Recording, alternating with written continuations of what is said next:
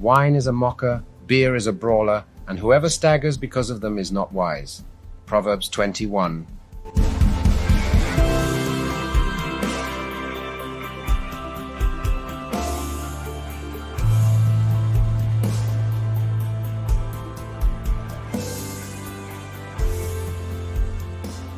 Welcome back to the Go to Hell podcast. Strong opinions, weekly held about Christianity, the church, and beer.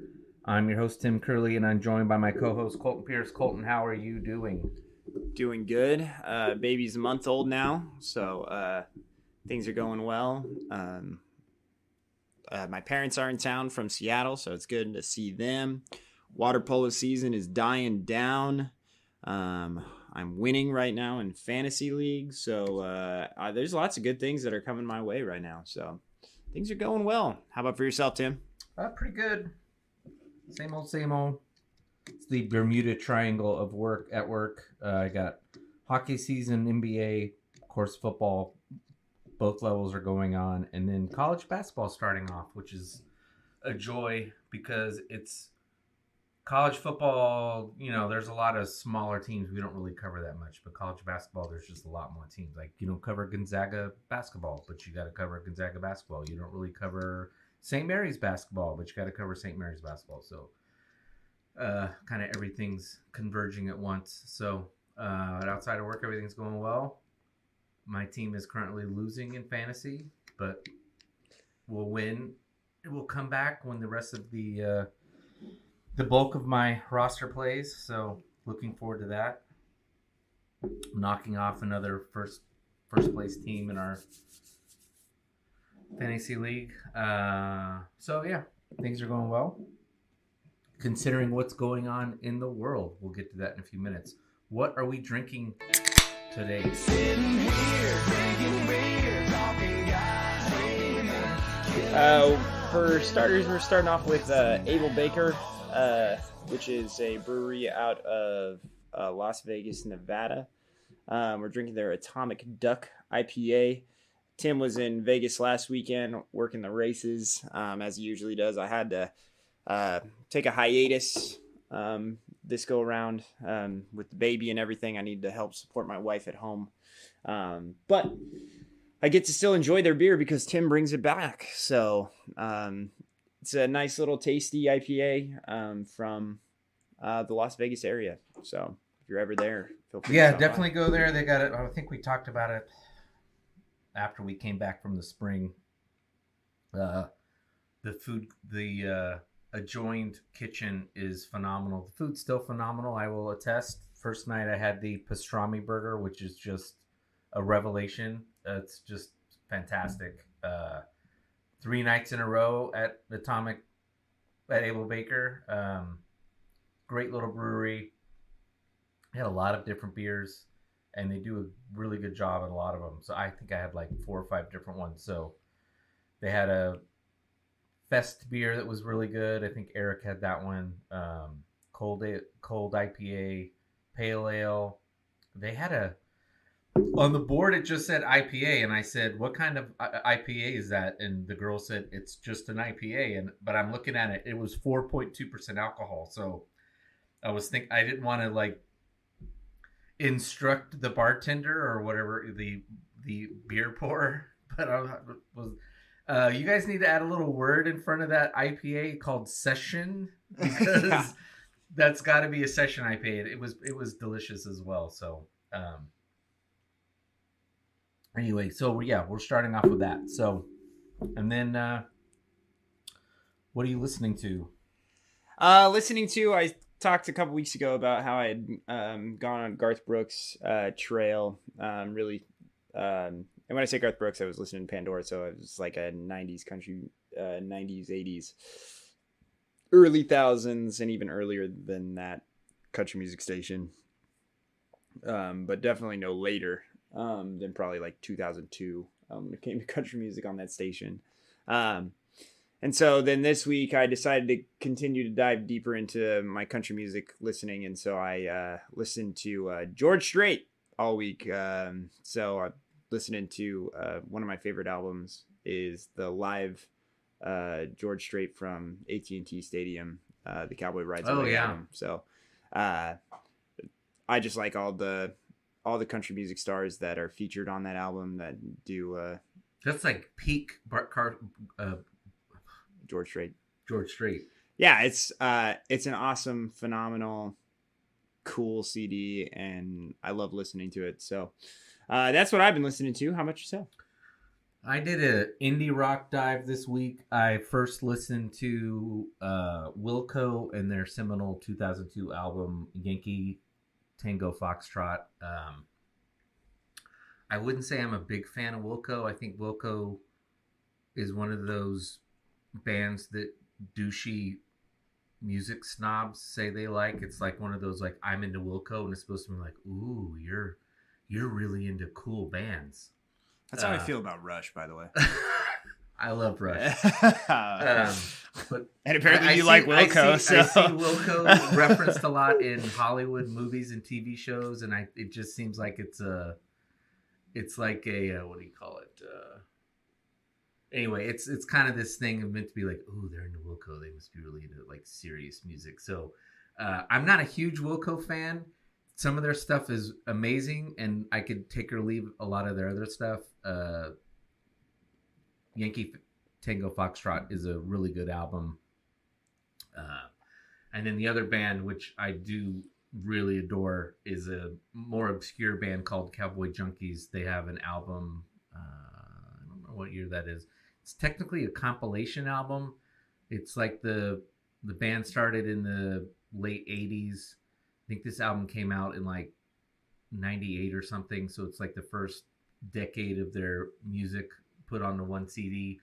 It is maybe the best.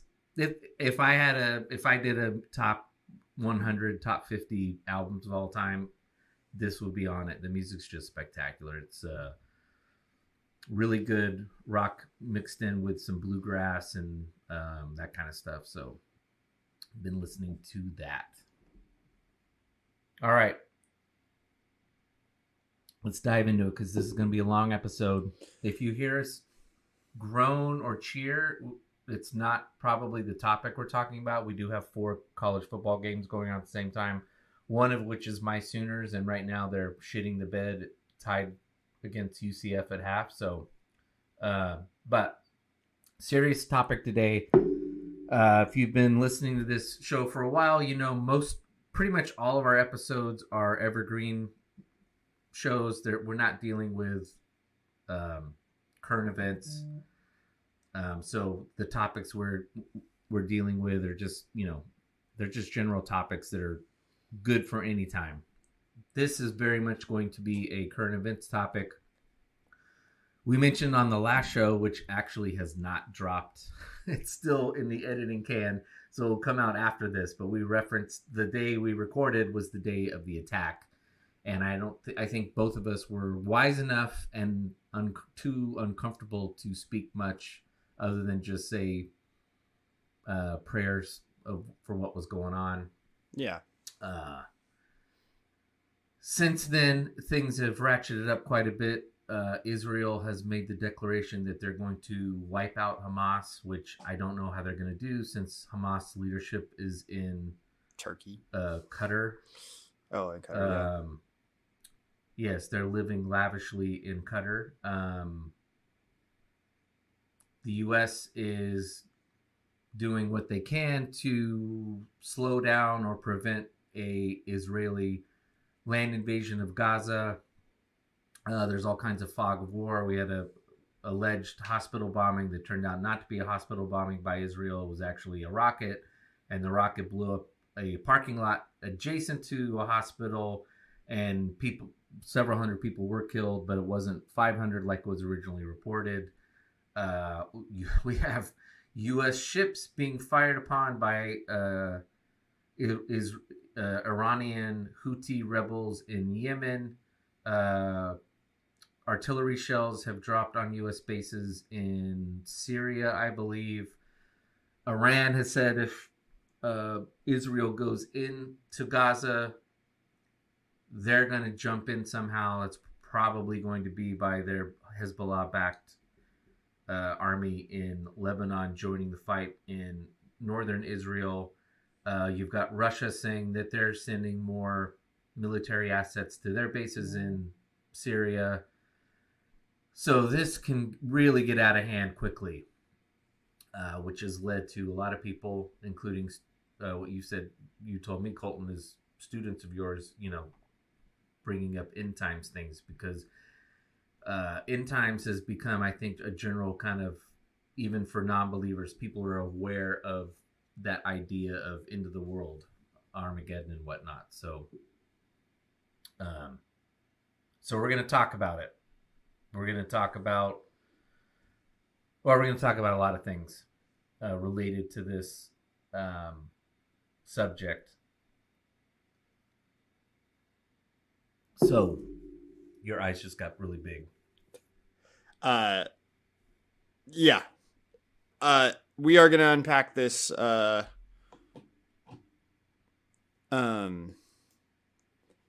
And yeah, I think there's a lot of questions that are going on in lots of people's minds right now.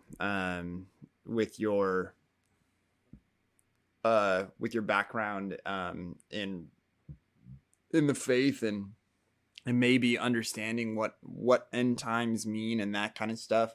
We have to unpack a lot to be able to get to where our concerns and our worries are right now. I think that if anybody is sitting there and you're worried, and I don't think that you have any right, you don't need to be ashamed of being worried or upset about what's going on in Israel and around Israel at this time. It's a tough spot right now for the world.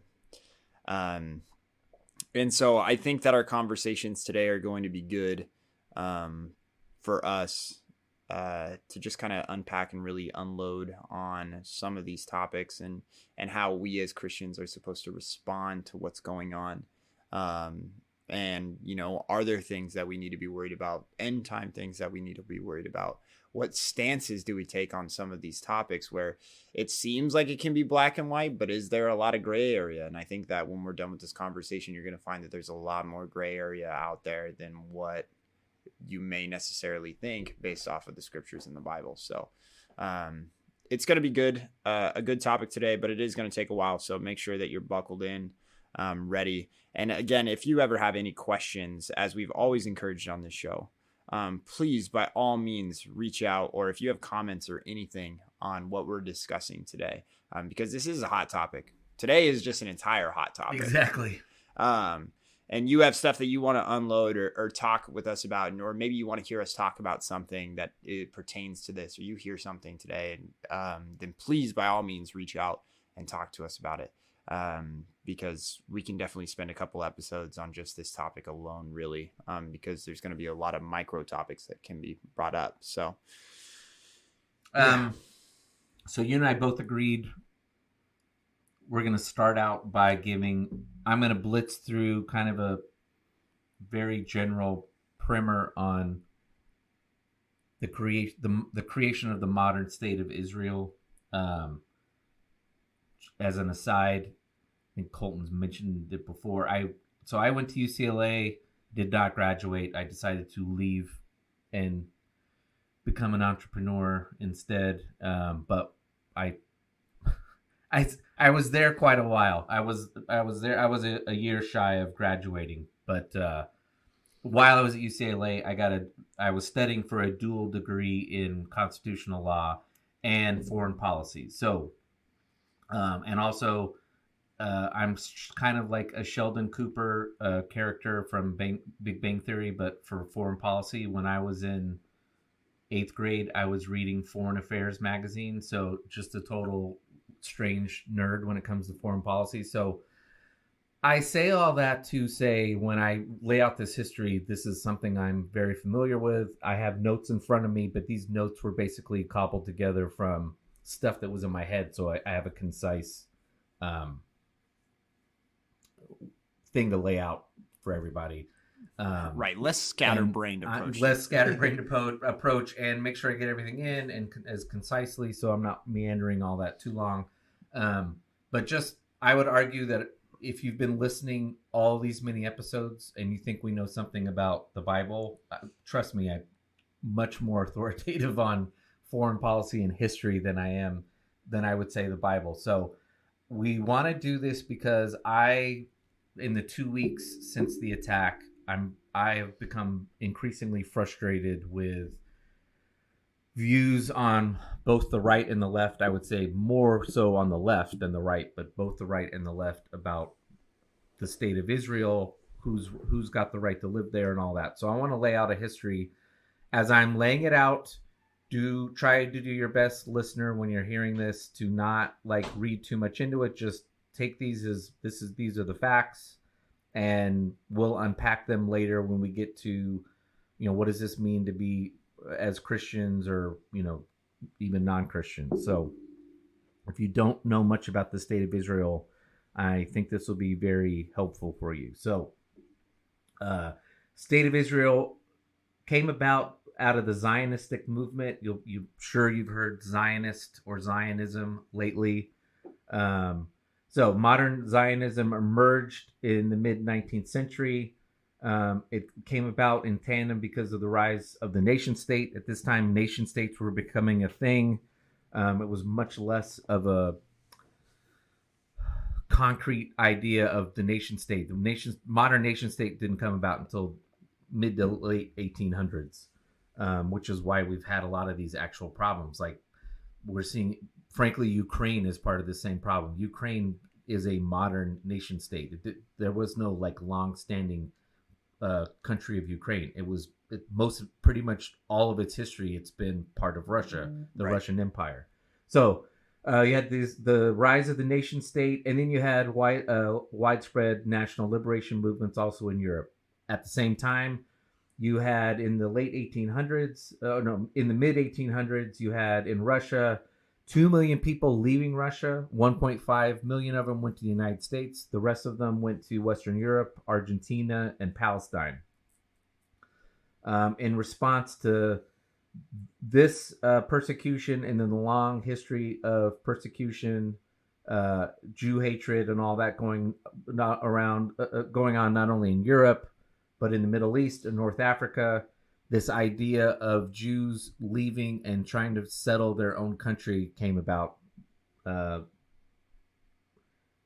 In 1896, the Austrian journalist Theodor Herzl published Der Judenstaat, meaning the Jewish state, in which he asserted that the solution to the growing anti-Semitism in Europe, which was called by Hitler didn't invent this phrase, the so-called Jewish question, was to establish a Jewish state. In 1897, the World Zionist Organization was founded, and the first Zionist Congress proclaimed its aim to establish a home for Jewish people in Palestine, secured under public law. Now, note, Palestine was not a country. It was this area. Palestine has never been a country for Arabs. It has always existed as a territory under the control of someone. For a long time, it was the Romans, the Greeks, the Romans. Before that, the Babylonians. It was basically where Assyria was, that's mentioned in the Old Testament. After the Romans, it was then part of the I think the Mongols took it over for a while. It's always been under the authority of various empires. So, foundation of Israel. Between 1904 and 1914, about 40,000 Jews settled in the area now known as Israel. Then the mandate for Palestine came about after World War I. It was voted on by the League of Nations, which was the precursor to the United Nations. It was a mandate for the British to administer the territories of Palestine and Transjordan, both of which had been conceded by the Ottoman Empire to the British following the end of World War I. Between 1924 and 1938, another 330,000 Jews immigrated to Palestine. In 1936 to 1939, the Arabs had enough of it and revolted. They were both upset about the Jewish immigration, and they were being fed and digesting Nazi propaganda. Right. If that offends you to hear that, I'm sorry. It's a fact. They digested and accepted whole hog Hitler's Nazi propaganda, and it's infected them ever since. The British then formed the Peel Commission, which ultimately leads to the White Paper. The White Paper recommends the establishment of an independent Palestine. They were basically sick of managing the place. It had become untenable. They already had their problems in Ireland. They had their problems in they'd had their problems in Ireland. They had their problems in India. They were done with this place. It was clearly unmanageable. They come up with this white paper that recommends that within 10 years, an independent Palestine governed both by Jews and Arabs be established. Then World War II hits. That blows up the white paper and the idea of establishing a state. During World War II, we see another mass migration of Jews from Europe and Arab countries. They are illegally moving into Palestine.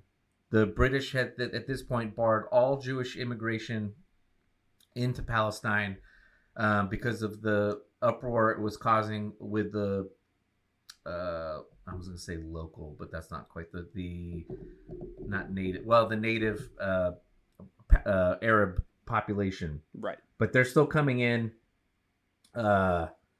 Most of the Jews who are moving in there are siding with the British and helping the British fight any Arabs that are fighting along the Nazis, and then also fighting the German and Italian armies in northern Africa and in that area of the Middle East. However, there's another group of Zionists who then break off. They literally a lot of them were desert the Polish army. There was a free Polish army. I think there was about 300,000 Poles who, for some reason, the British shipped down to the Middle East to fight in North Africa. Yeah. Yep. So some of these Poles leave. I think it was about I don't remember the number. A group of them desert the Polish army and start a Zionistic guerrilla army, which then starts attacking the British authority as well as Arabs. And that's an important, put a pin in that. We're going to get back to that. So there's some interesting things that come out of that. Then after the war, the UN proposes an independent Arab state, an independent Jewish state, and an independent city of Jerusalem. And that independent city of Jerusalem is to be under an international trusteeship system. It was voted on in 29th of November 1947. Resolution 181, General Assembly of the UN adopted it. British, however, don't accept it. They say, no, we don't accept it. It doesn't go anywhere. The UN doesn't, they vote on it, but they don't put any kind of mandate on it because the UN doesn't have any teeth unless they have an army to help them do it. The Zionists love the idea. The Arabs do not. So between 1947 and 1948, Arabs revolt not just in Palestine, but they have the aid of the Egyptians and some other. They do a full-scale result for 2 years, and they're basically fighting the Jews who had migrated. Then on May 14th, 1948, the last of the British forces leave from Haifa in Israel, what we call modern-day Israel. They're done with it. The Jewish People's Council gathers at the Tel Aviv Museum and proclaimed the establishment of a Jewish state to be known as the State of Israel. Immediately following the declaration, both Harry Truman, the United States, and Joseph Stalin, USSR, recognized the new state. The Arab League, which is made up of Transjordan, it wasn't known as Jordan at the time, Syria, Transjordan, Egypt, etc., all refused to accept the State of Israel. Then between then and now, there's a series of wars. The three biggest ones are the Suez Crisis, the 6-Day War, the Yom Kippur War, all wars where essentially the Arab states attack Israel. In one of those, and I should know this, but in one of those, Israel actually does the attacking, but they have intelligence that an attack is coming, so they do a sneak attack, which then, I think that's the Yom Kippur. No, that's the 6-Day War. Anyway, so technically they were the aggressor, but they had intelligence that was accurate that an attack was coming. So that's basically where we're at in terms of the establishment of the state of Israel. So keep in mind, the state of Israel. So what's the big picture to take there? If you're someone who doesn't understand why there's a state of Israel, why should it exist? It exists because we had, I was going to say 2 millennium. We had 3 millennia of Jewish persecution, Jews being, they call them persecutions. I think is their word for it is pogroms. Persecutions, mass slaughter of them, all throughout Europe, all throughout various parts of the world. They're driven out of the Middle East. They're then driven out of. So, one, if you're told that Israel was the creation of Europeans because they were guilty about World War II, that's not true, but it's also not true. Zionism predated. It's not true in that Zionism predated World War II. It predated the German Holocaust. However, it is of the same problem, which is, yes, Jews, wherever they were going, other than the United States, where there is like micro anti-Semitism, but there wasn't the United States has never been policy in the United States. In fact, from the founding, even the founding fathers were pro-Jewish. There were letters to Jewish people. Anyway, the Zionistic movement came about because wherever the Jews were living, they were being persecuted, eventually driven out. They were sick and tired of it. They wanted a country back, and they wanted to go back where the original state of Israel was, which predated any kind of notion of a modern Palestine or a modern quote unquote Arab identity. So that's where the modern state of Israel comes about. Yeah, and here's actually kind of one of the funny parts about it is you get this. So after you have this kind of situation that we're having right now with Israel, and you're seeing that this is a place of strife and an issue.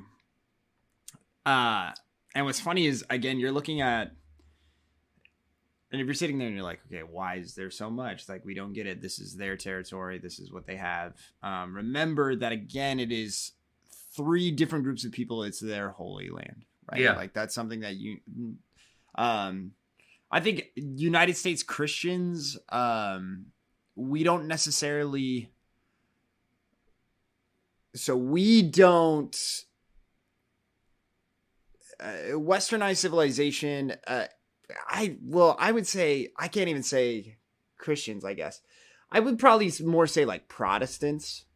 We don't necessarily feel a huge attachment to Israel. You may go there for like tourism, as like a way to see. It's almost kind of more like a museum to Christians, though, right? We believe that our mission and our vision is the entire world as far as where we've been called out to and that kind of stuff. You can hop in and say I'm wrong if you. I am, but you finished and then I'll add a caveat to that. Catholics was that's where I say I think that they have a huge connection to the Vatican and that kind of stuff. On the south side of Rome, there's a huge element to that I think is, and when we are talking about Muslim and Islamic culture, they believe in that pilgrimage. That is something that is required of them in the scriptures. And so that is something that they partake in. And so their holy land is a sacred place to them. It's a place that they want to be, a place that they need to go to. on a regular basis. And so that's what they do. But it's not necessarily in our Christian scriptures. It requires of us to go to, if you're talking about anything, there's the temple. And when they say the temple, they're not talking about the one in Jerusalem. Don't get me wrong. There was the pilgrimage that was happening and that stuff happened in Jesus's time. But even Jesus was like, that's not what we're talking about here. It's about being in a relationship with God, and we become the new temple. And so it's not this place where we need to go to be with God, but that's not necessarily how what the Muslim religion believes. And it's not what the Jewish religion believes. So those two very much, so that's where I was saying the Christians it's not a part of our belief system that when we go to Israel, we're all of a sudden like closer to God.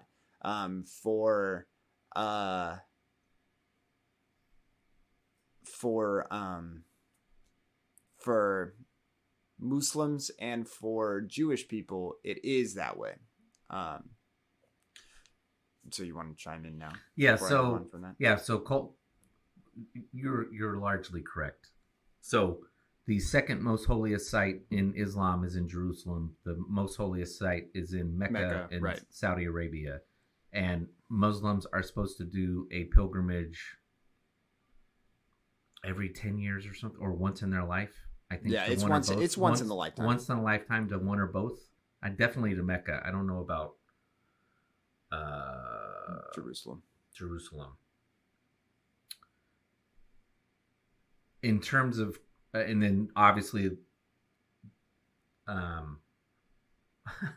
one interesting note that adds to the tension, the mosque that is in Jerusalem is built where the last Jewish temple was that was destroyed by the Romans, there's been a movement in Judaism. Well, there's been a movement in Israel. It's been a minority. Oh, let me step back on this point. For those of you who don't, the problem with Israel and a lot of countries around the world is Americans and our media contributes to this, and so does our government. Our media describes governments in other countries as right and left, as they do here in the United States. And that often leads to confusion where you're told one government is right wing and the other one's left wing in another country, and it's comparable here. Most countries they're not. The right conservatism is not conservative anywhere else but in the United States. State of Israel until 1982 was governed by socialists. I mean full-on socialists, almost communists. And I don't mean that in a pejorative term. I'm just describing what they were. They were left-leaning European, Russian intellectuals who believed in socialism.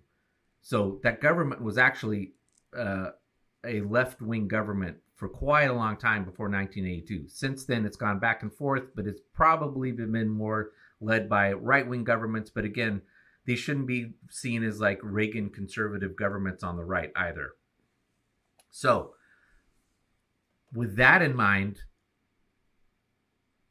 Israel has largely been not religious for most of its existence. Again, most of these Jews who moved in were either understandably pissed off about pissed off at God about the about, I'm laughing, but they were pissed off at God about the Holocaust or all the other persecutions. And by this time, a lot of them were Jewish by identity, but not very religious.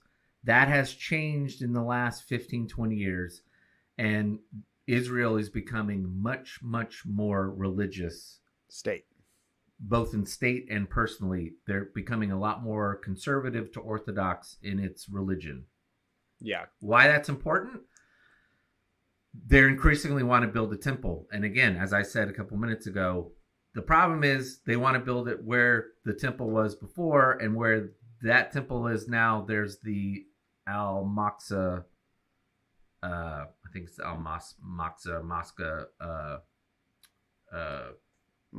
mosque. So that's always a bone of contention. Protestants, yes, I would say most Protestants have never had much of an affinity. We're not into going to the Holy Land, seeing stuff. My parents actually did. Our pastor has. I think it's good for pastors to go, partially because it gives you a sense of like, oh, everything's like this close together. So when you're reading your Old Testament, it's like, oh yeah, that's just right over there. This is the hill where David fought. Right. I will say the more evangelical you are, the more there's an affinity to Israel. We'll get to that. I think there's too much an affinity to the nation of Israel. We'll get to that later.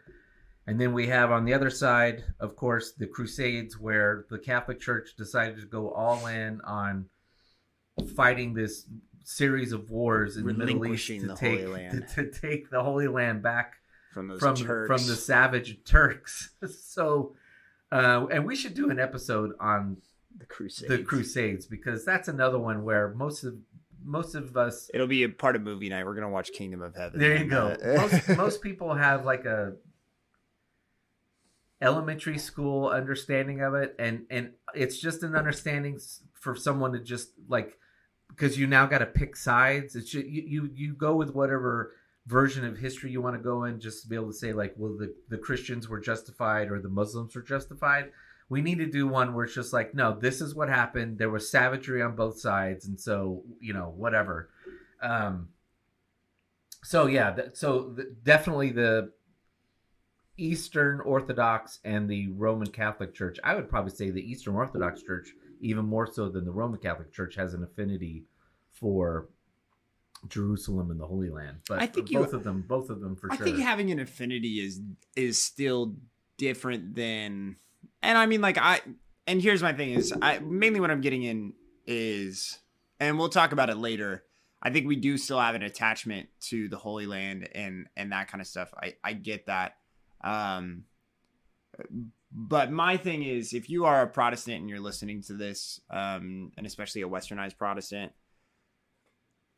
I'm saying that you, for the most part, if you're sitting there and maybe you're like, it's not that big of a deal, blah, blah, blah. I don't think you understand what it means to both of these people groups, in the way that it means to them. We just don't, I think that in our culture in the United States, I don't think that we get it as much as they do, because of these. I don't know. That's just, it's as old as Jacob, as Isaac and Ishmael. Yeah, exactly. I mean, we could talk about that a little bit. No, later, well, and I was going to talk about.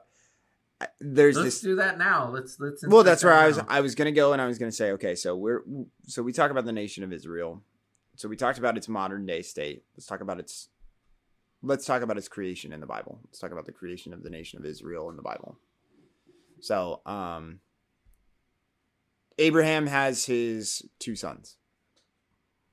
So if you don't know, Sarah laughs at the thought that she's going to have a child. She doesn't think she's actually going to have one, so she gives Abraham a concubine. She's old. There's an age. If you're not familiar with the story, there's an age I think listed in the Bible. It's not an accurate age, but just the point of it is she's menopausal or above, whatever. She's at an age where she knows, those days have passed. Right. And so she gives him a concubine so that way he can have an heir. So he has an heir through the concubine, but that's not who God planned for her. Sarah gets spiteful and baneful towards this child, and towards the concubine. She's jealous. She's upset.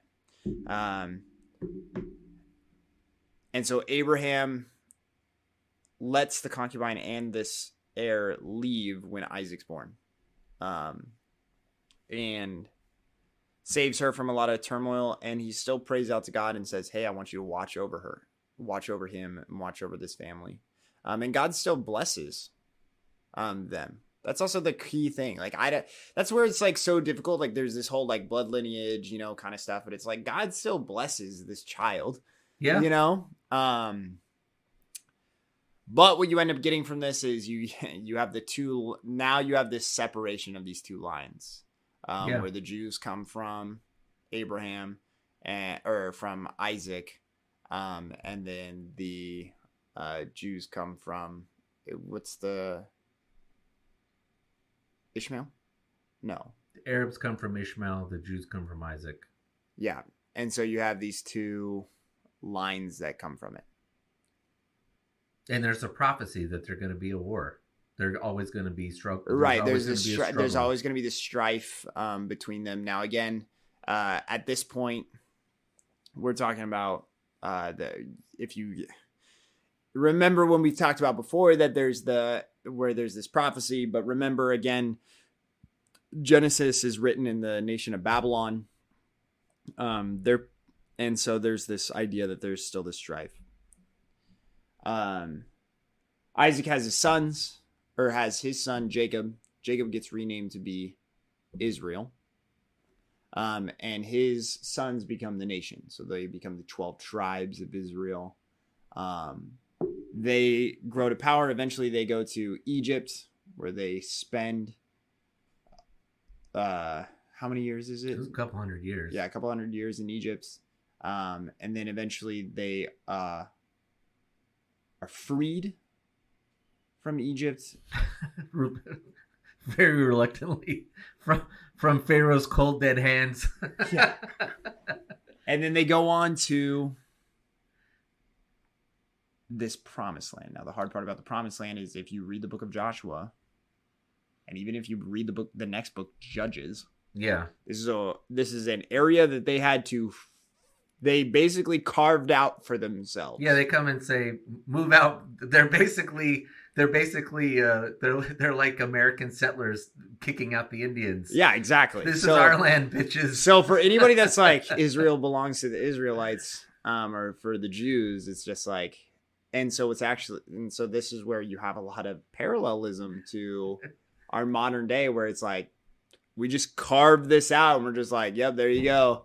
Regardless of who was living there already, and that kind of stuff.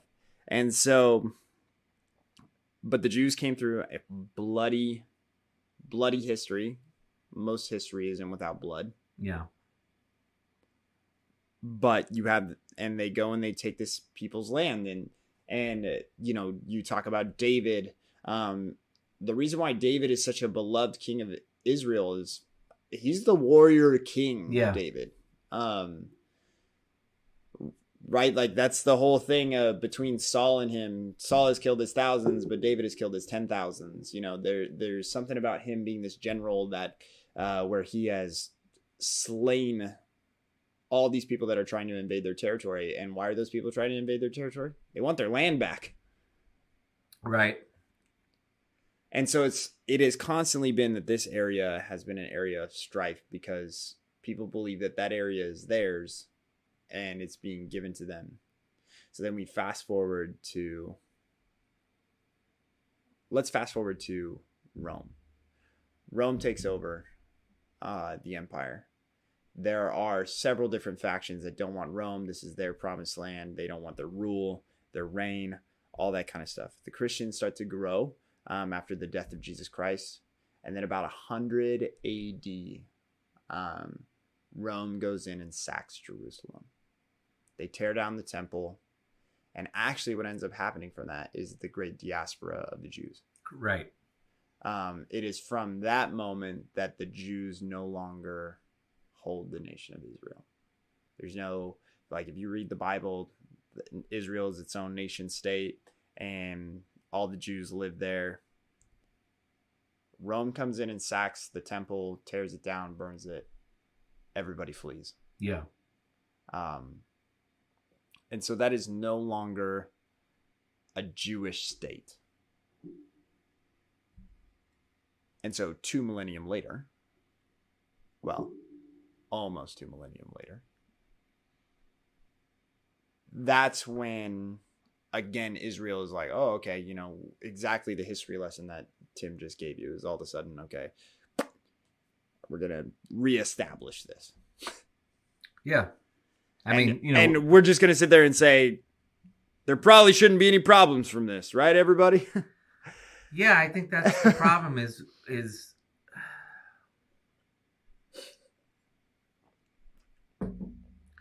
there's a lack of, well, I'll save it. Let's rather than, we'll put a pin on that. Let's do a little more background and history, and then get back to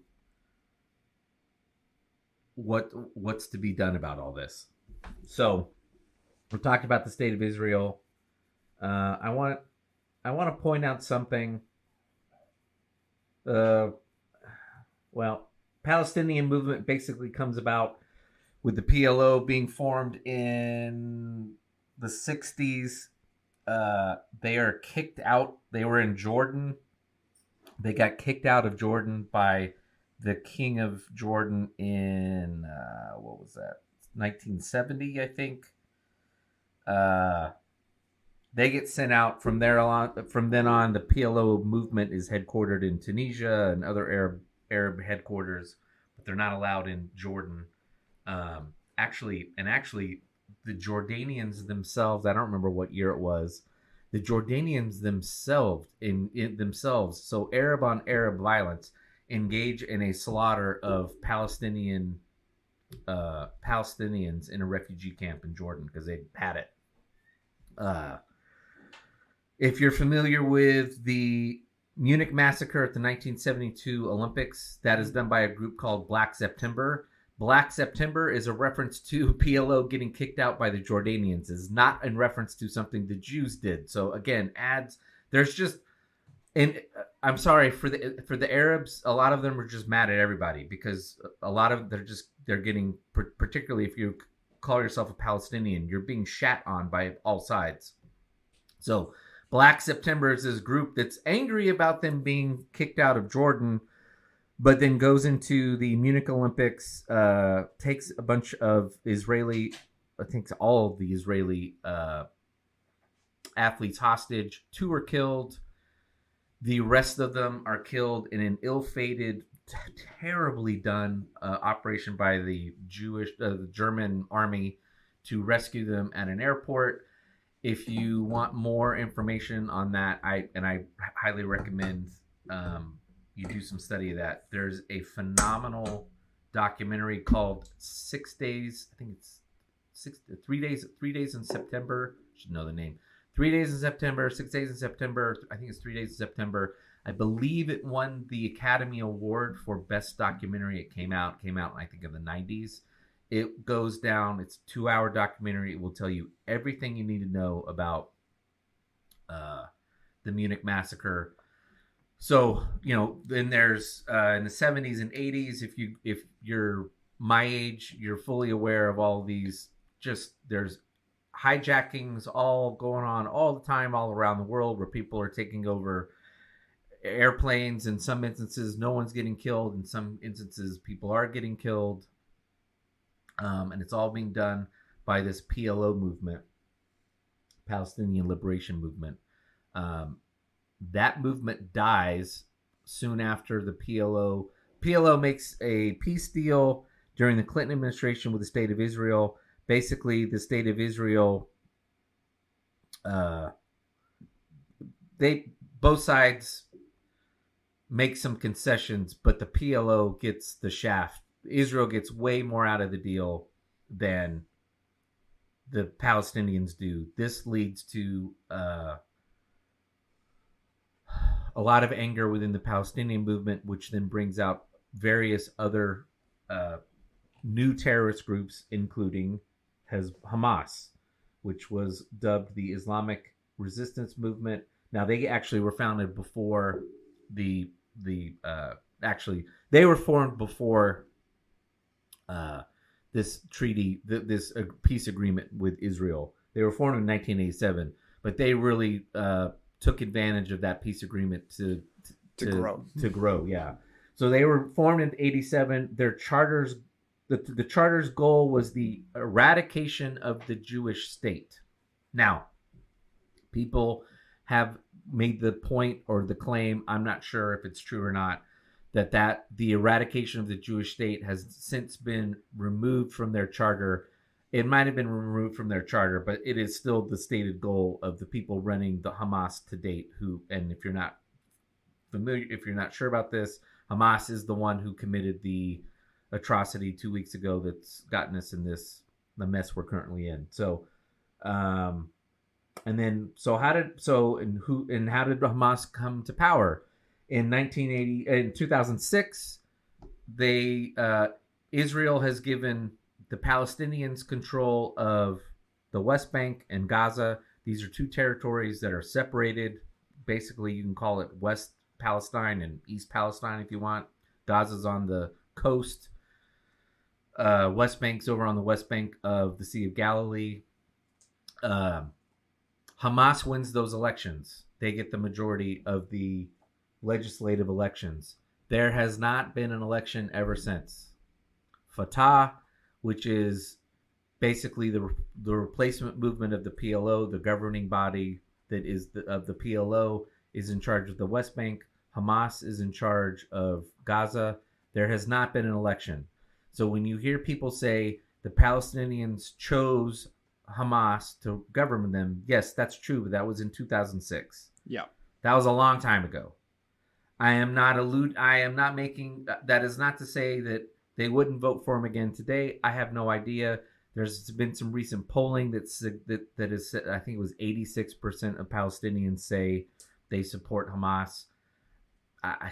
In a place like that where you're worried about Hamas disappearing you because you speak out against them, who knows if that's true or not? Right. I don't know. So that's how Hamas came to power. And so again, they govern Gaza. Fatah governs the West Bank. Both of them are servile, venile governments who do not give a shit about the Palestinian people. All they care about is eradicating Israel or causing problems to continue to cause problems so that they can continue to maintain control. A lot's been made about how poorly the Palestinians live and how well the Israelis live. That is in large part because of how they're governed by the Palestinians. The Palestinians get millions and millions of dollars every year, probably tens, if not hundreds of millions of dollars every year from outside people to maintain themselves. All that money goes to their leaders in other countries or weapons and other things, not to take care of the Palestinian people. Another thing to note, particularly if you think Israel's this horrible, wretched state, they give free water and free electricity to both the West Bank and Gaza. So, yes, there's a blockade. Those people are not allowed into Israel, but they are getting free power and free water off the water and power grids of Israel. All right, let's see. Let's a couple other notes. I mentioned before that in the middle of World War II, there was a breakaway Zionist group that started running amok and fighting the British. And I want to focus on them for a second. And again, let me lay out what they did and don't draw a conclusion until I can tell you why I'm bringing this up. So I'm drawing conclusions already. Sure you are. You're very good at drawing. I'm actually terrible at drawing. So we have two individuals, Menachem Begin and Yitzhak Shamir. They were two individuals that broke away and led these guerrillas. Both of those individuals engaged in terrorism against British officials, attacked and wholesale slaughtered Palestinian or Arab towns, wiped them up, just came in and wholesale slaughtered people. I think it was Shamir, not Begin. Shamir instigated the assassination of a Swedish diplomat who was also, I think, a member of the Swedish royal family who was the UN representative there in Palestine. Both of those individuals were wanted by the British government for acts of terrorism. Both of those individuals wound up being prime ministers of Israel. Then there's a third guy who was also a prime minister. While he was not, what I'm going to detail here is while he was, I believe, the general, either the prime minister or general, I should have that. Anyway, under his watch, civil war broke out in Lebanon in the early 1980s. Israel inserts itself into it. It was a scourge on Israel. It was terrible. They brought nothing. It destroyed the country of Lebanon. Lebanon was known as a beautiful, glorious country. It was kind of like,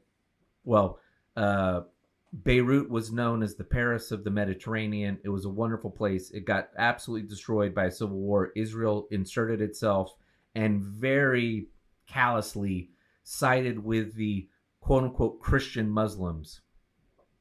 We should talk about that a little bit, this Christian Muslim thing, because that causes all kinds of problems too. Anyway, they side with these self-identifying Christian Muslims. So in 1982, this massacre takes place. The Israeli government sanctions the group called the Lebanese Forces, which was one of the main Christian militias in Lebanon, to go in and clear out a part of Beirut. Yep. The IDF surrounded the area. So the IDF is the Israeli Defense Force. The IDF surrounds this area so that no one can leave this enclave of Beirut. Lets the Christian militia go in.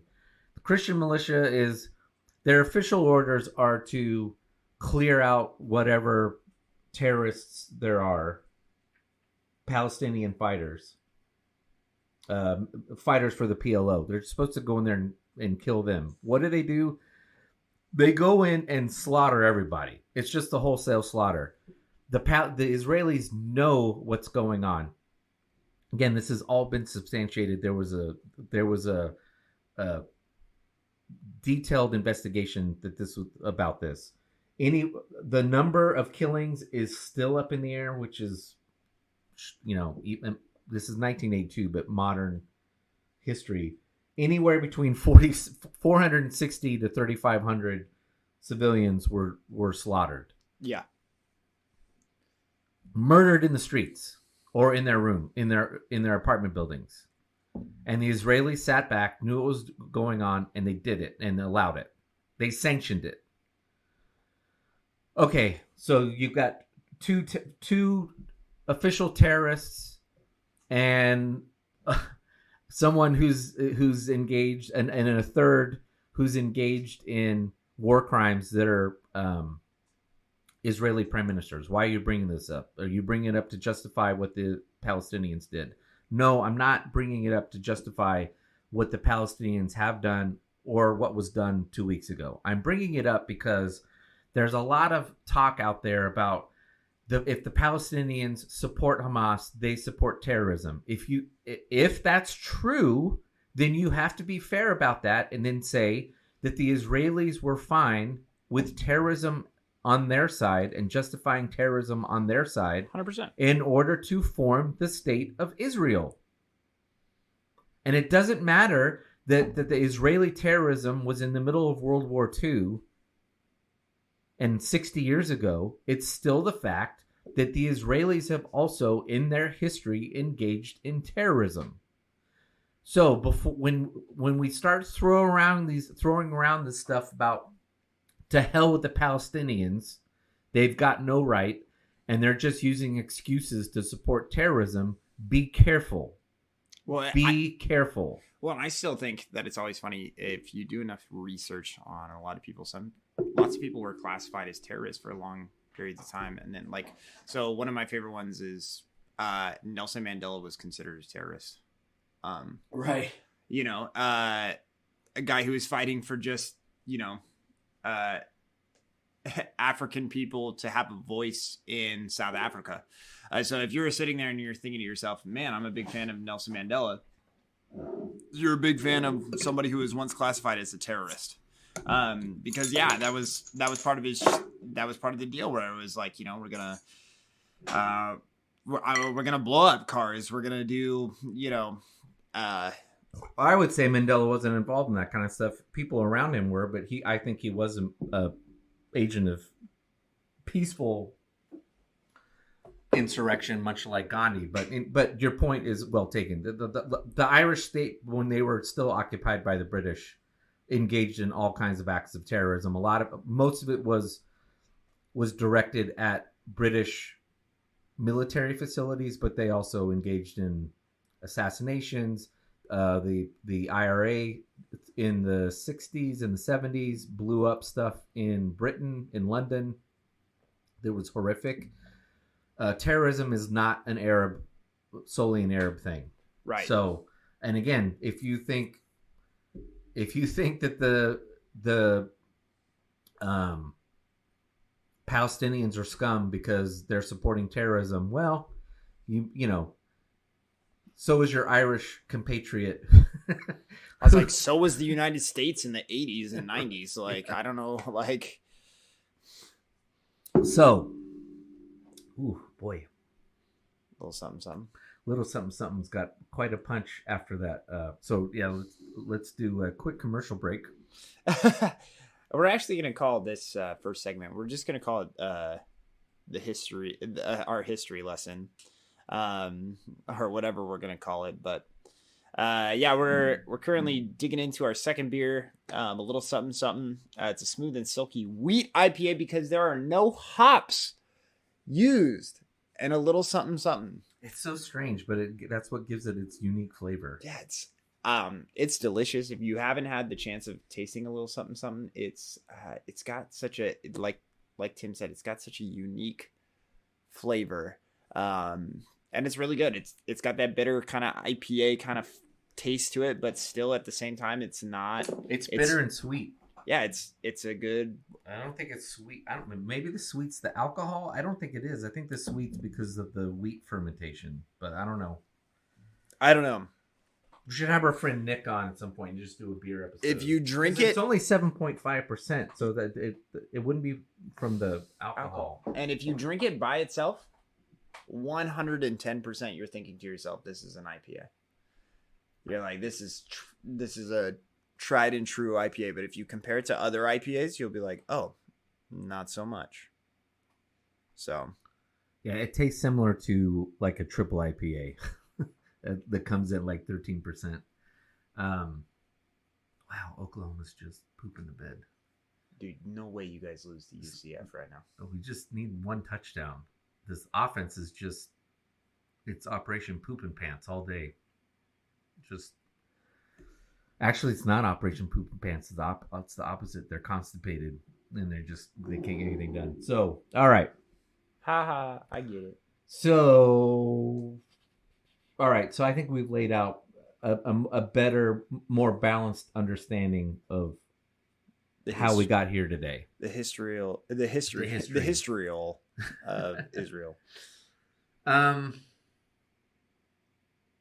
Do we now want to do we want to talk about where we go from here, where we think we go from here? Do we want to now do let's do end times first, and then you think end times is better than how we respond or what's currently going on in our country? Well, let's do country first, and then maybe by the time we get done with that, we're pooped out and we don't want to do end times. Although I think we should do end times because, yeah, we need to do end times. Yeah, listen, I got nothing on the. I don't have to be anywhere till 5 o'clock tonight. So where we're at today.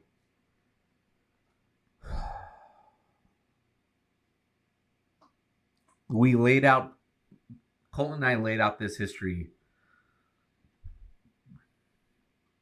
because we're seeing a shocking amount of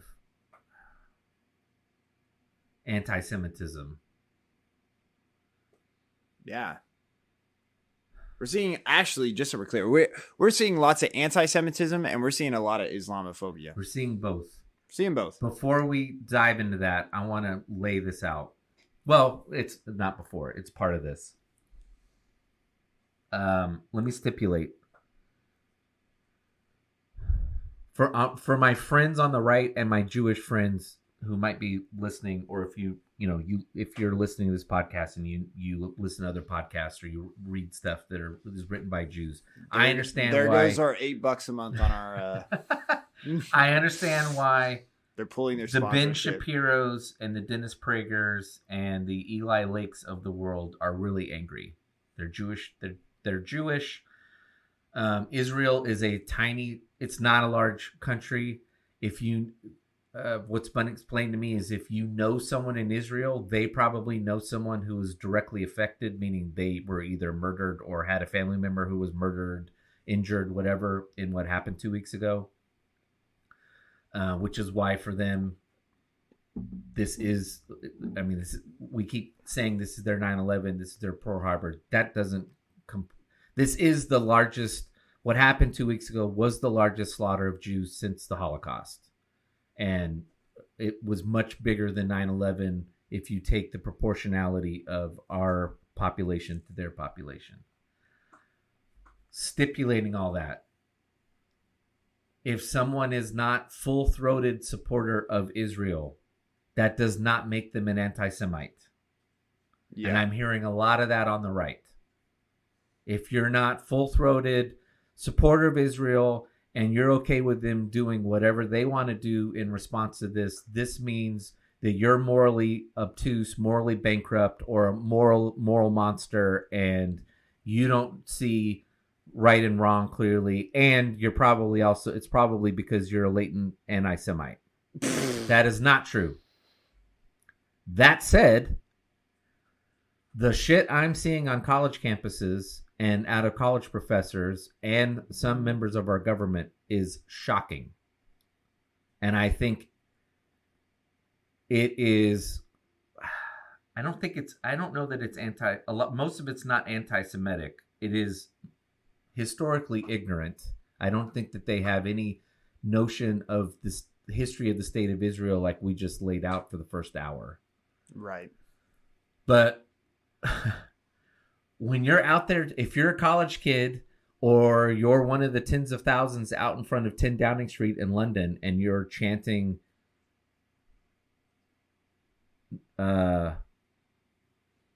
from the ocean to the sea or whatever the chant is, you are saying you want the state of Israel wiped off the face of the earth.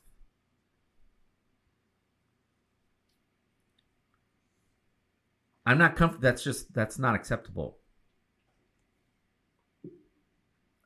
By the same token, I'm not comfortable with the level of discussion being made about the Arab situation is much more complicated. Right. Always has been. Because I do think there is a unhealthy level of Jew hatred in the Arab world. And unfortunately, their leaders feed into this. One thing I didn't mention when we were doing the history primer, the state of Israel, the state of Egypt, the state of Jordan, and the other Gulf Arab states who are filthy rich have had plenty of opportunities to step in and help the people of Palestine, and they don't do it. Why? Because they want to use the people of Palestine, for them, are a prop to be used to leverage what they want out of other countries around the world, including the United States. Which is one reason why I understand some of the frustration by the Palestinians. Yeah. Your thoughts? So I think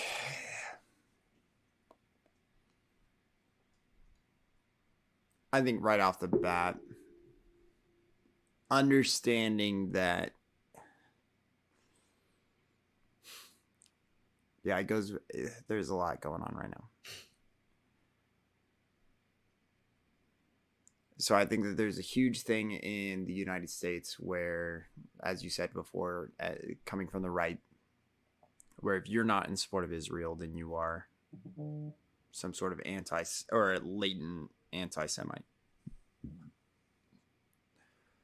which is, I'm not going to say it's preposterous. I think people are hurt from this situation. I think that's something that we need to acknowledge, is that what is going on is people are hurting.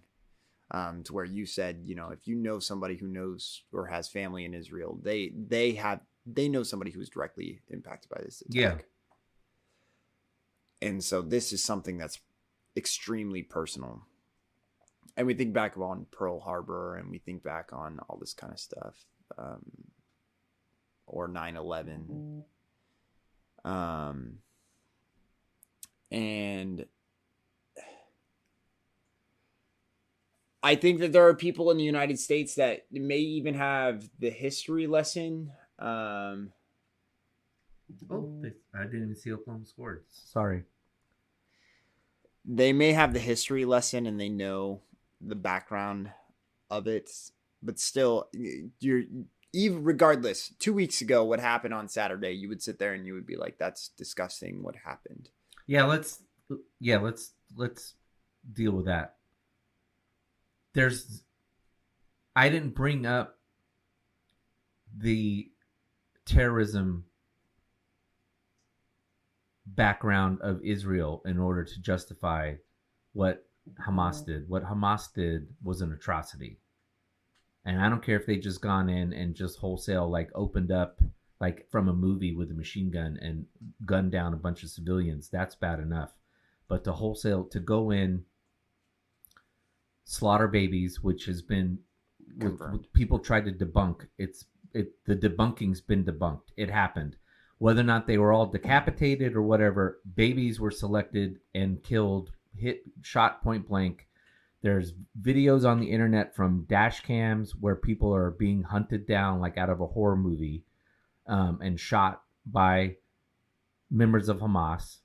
There's all kinds of stories that have come out from these kibbutzes, which are Israeli settlements where people are hiding in safe houses, the safe rooms. The Hamas members are able to get the doors open, and just drop grenades in.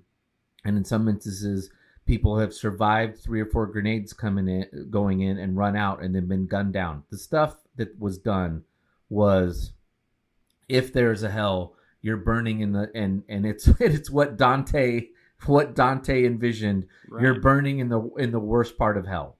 Yeah. You're in the lake of fire. There is zero justification for it. And so a lot of what is coming out of those in support of the Palestinians saying, well, you don't understand what they're living under. No, there is no justification for it. That is not a moral position to take. It is to be condemned, full stop, period. And now's not the time to say, but you don't understand, but you don't understand, but you don't understand.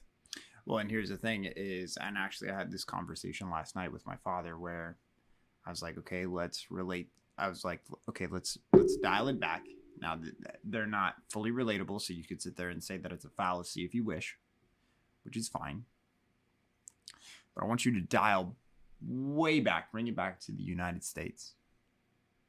And I want to talk about the African-American situation in our country. And to where, for a long time, we've sat there and we've justified,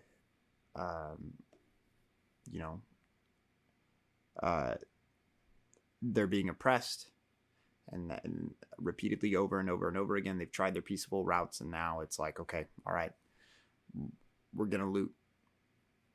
Yeah, we're going to riot, we're going to loot. We're going to riot, we're going to loot. And in the 70s, there was the Black Panther movement and other groups around it that were engaged in, people don't know that in the United States, we had domestic terrorism as well. We had various groups. There were bombs going off in the United States in various cities, from Puerto Rican liberation groups, black groups, left-wing environmental groups. So terrorism was a thing in the late 70s.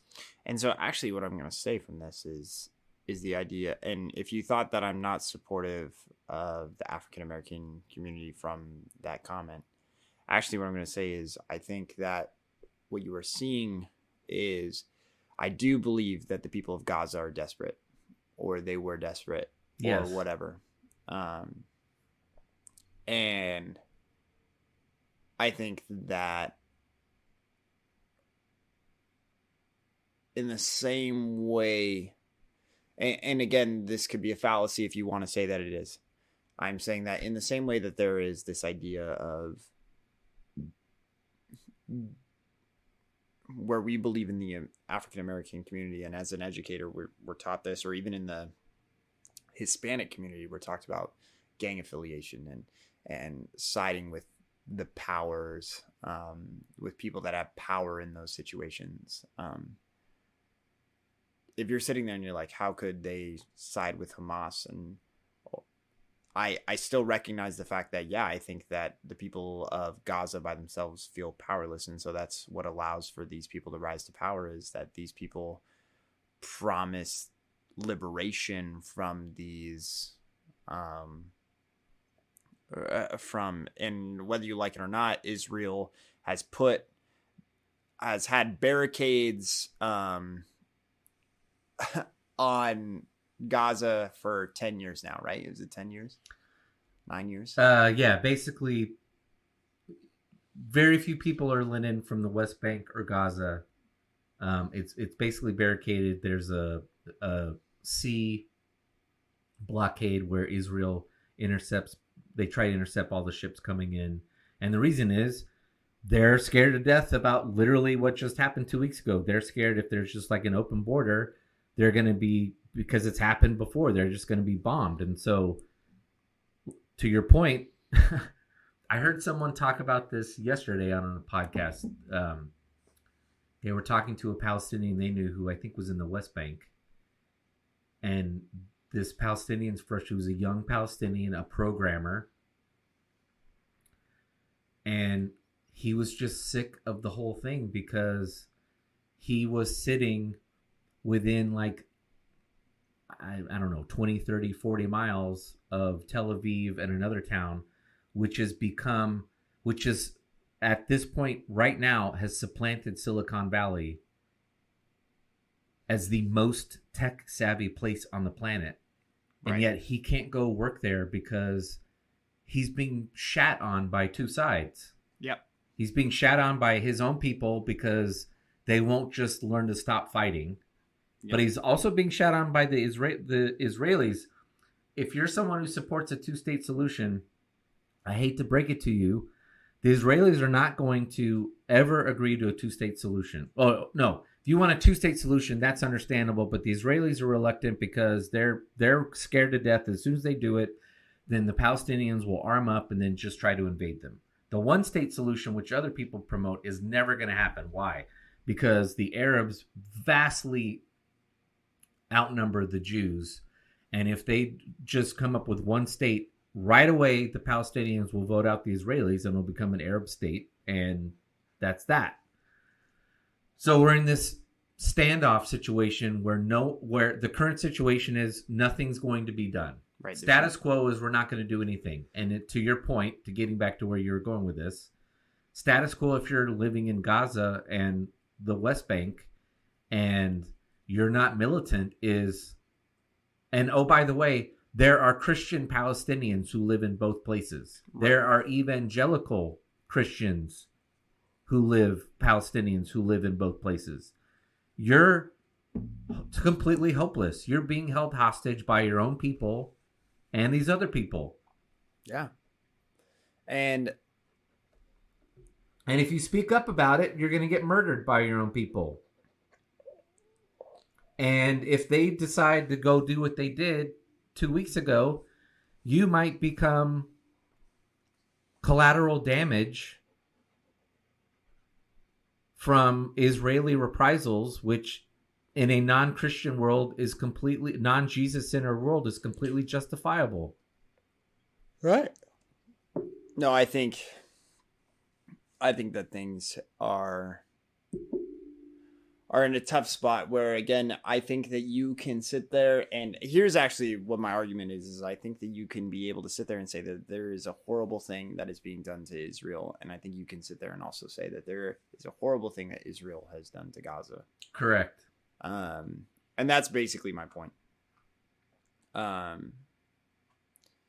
And actually what I'm getting at here is, well, and again, so we were talking about Hamas just a second ago, or when Tim was giving you kind of some background information on Hamas. Something that we need to recognize in the United States is that Hamas we recognize as a terrorist organization, but also, like Tim and I had talked about before, they are what is considered actually a private military institution. They are privatized military. They receive their funds from people that are not necessarily associated with the government. They could be associated with the government, but they receive their funds from them. They get their money from Iran and other places, who knows from where? Probably right, but probably I mean, the Gulf states. Right, but what I mean is they receive their money from people in power elsewhere than correct. They're not taxing and getting that money. Right, they're not taxed income that is now promoting this. And so so what you're actually dealing with is you're dealing with mercenaries on a large scale. You're dealing with large mercenary units. And so when you're sitting there and you may say, okay, so why is it that Gaza has to pay the price for this Hamas faction to come in and raid Israel? Because again, you see Israel's like, hey, if you're in Hamas, get the hell out. Or no, you're not in Hamas. If you're in Gaza, if you're in North Gaza, you need to get the hell out of there. Yeah. So they're displacing all these people from their homes, all these people from their families and all that kind of stuff. And they're saying, all right, because we're gonna carpet bomb this area like tomorrow. And again, something that we need to recognize is, in the United States, we believe that civilians shouldn't be casualties. We believe in the UN that civilians shouldn't be casualties. Welcome to war. Right. Civilians are the main the people that win wars are the people that don't give a shit about civilian casualties. Sometimes. That's true. That's my frustration, and I think that's why I've become frustrated with war, and why I just don't really support much war anymore, because I'm glad you brought this up. I didn't have it in my notes, but I was thinking about this earlier in the week. When we lionize Churchill and Roosevelt and de Gaulle. Yeah. And we should, because they were great leaders. But when they said that we're going to win at all costs, they meant it. And that meant doing a lot of morally compromising things. And I'm not just saying like carpet bombing Dresden and firebombing Tokyo. I mean knowingly sending U.S., British, free Polish, free French troops, and God, we don't need to talk about what the Russians did on the eastern. I mean, right. The Russians won World War II. We didn't, folks. We think we did, but the Russians did the bulk of the fighting in Germany. They cleaned up more Germans than we did. Yeah. I'm saying but that knowingly sending Americans and British and Canadians in D-Day when you know they're not coming home, when you're sending in Marines into Peleliu and Guadalcanal and Iwo Jima, that takes a level of fortitude that we don't have anymore. And I don't know if that's a good thing or a bad thing. But on the one hand, it's not a good thing because we have our leaders still selling us that we're going to go to war and we're going to win and we're going to do everything we can to win a war. And, George Bush stands up there and says, if you're not with us, you're against us after 9/11, and says, if you're a terrorist, we're going to find you and hunt you down wherever you're at. And then turns out, well, that's not the case if you're in Pakistan and you're Osama bin Laden and you go over the border into Pakistan. It's not the case if you're being harbored in Iran. We're not going to find you there. And so we're just going to kind of bumblefuck our way through the Middle East for two decades and not win wars and just cause a lot of heartache and anguish. And so that's why I said at the beginning of the podcast that Israel's talking about going in and wiping out Hamas. And my first response is, you're just setting yourself up, and the people both in Israel and the people in the West who support you for a false victory. You're not wiping out Hamas unless you're willing to go to Qatar and send like an assassination team and assassinate them or bomb the hotel they're in. That's not going to happen. And then I get back to, partially from my Jesus-centric, more Jesus-centered view that I've adopted in the last couple years, but also my just frustration with these wars that make us feel good, that make the primal side of us feel good. Oh, we're getting retribution, but don't solve anything of what is Israel really solving by going in and cleaning out Gaza, other than really pissing off another generation or two of young Palestinians. Right. Who are just now pissed the shit off because their parents died or whatever, because the Palestinians, because Hamas told their family they had to stay in the apartment building or the hospital that they're in, that's also the headquarters of some military operation that Hamas is running, which, by the way, that is a violation of the Geneva Convention. But of course, that's an absurd, every time when we tell Israel you're violating the Geneva Convention, Hamas doesn't give a shit about the Geneva Convention. What they care about are martyrs and non-martyrs. So right. You put 500 people and tell them, don't you dare leave this building because we've got munitions stored here. And Israel's got to sit there and decide, do we bomb it because we don't want the munitions anymore and kill 500 people, or we don't? Hamas is ultimately responsible for that morally. They are ultimately responsible. Yeah. But again, is it a good thing or a bad thing for someone like Benjamin Netanyahu to have to make that decision? Do I risk killing 500 civilians and then pissing off all of their associated family members and friends who aren't in that building? Or do I do it?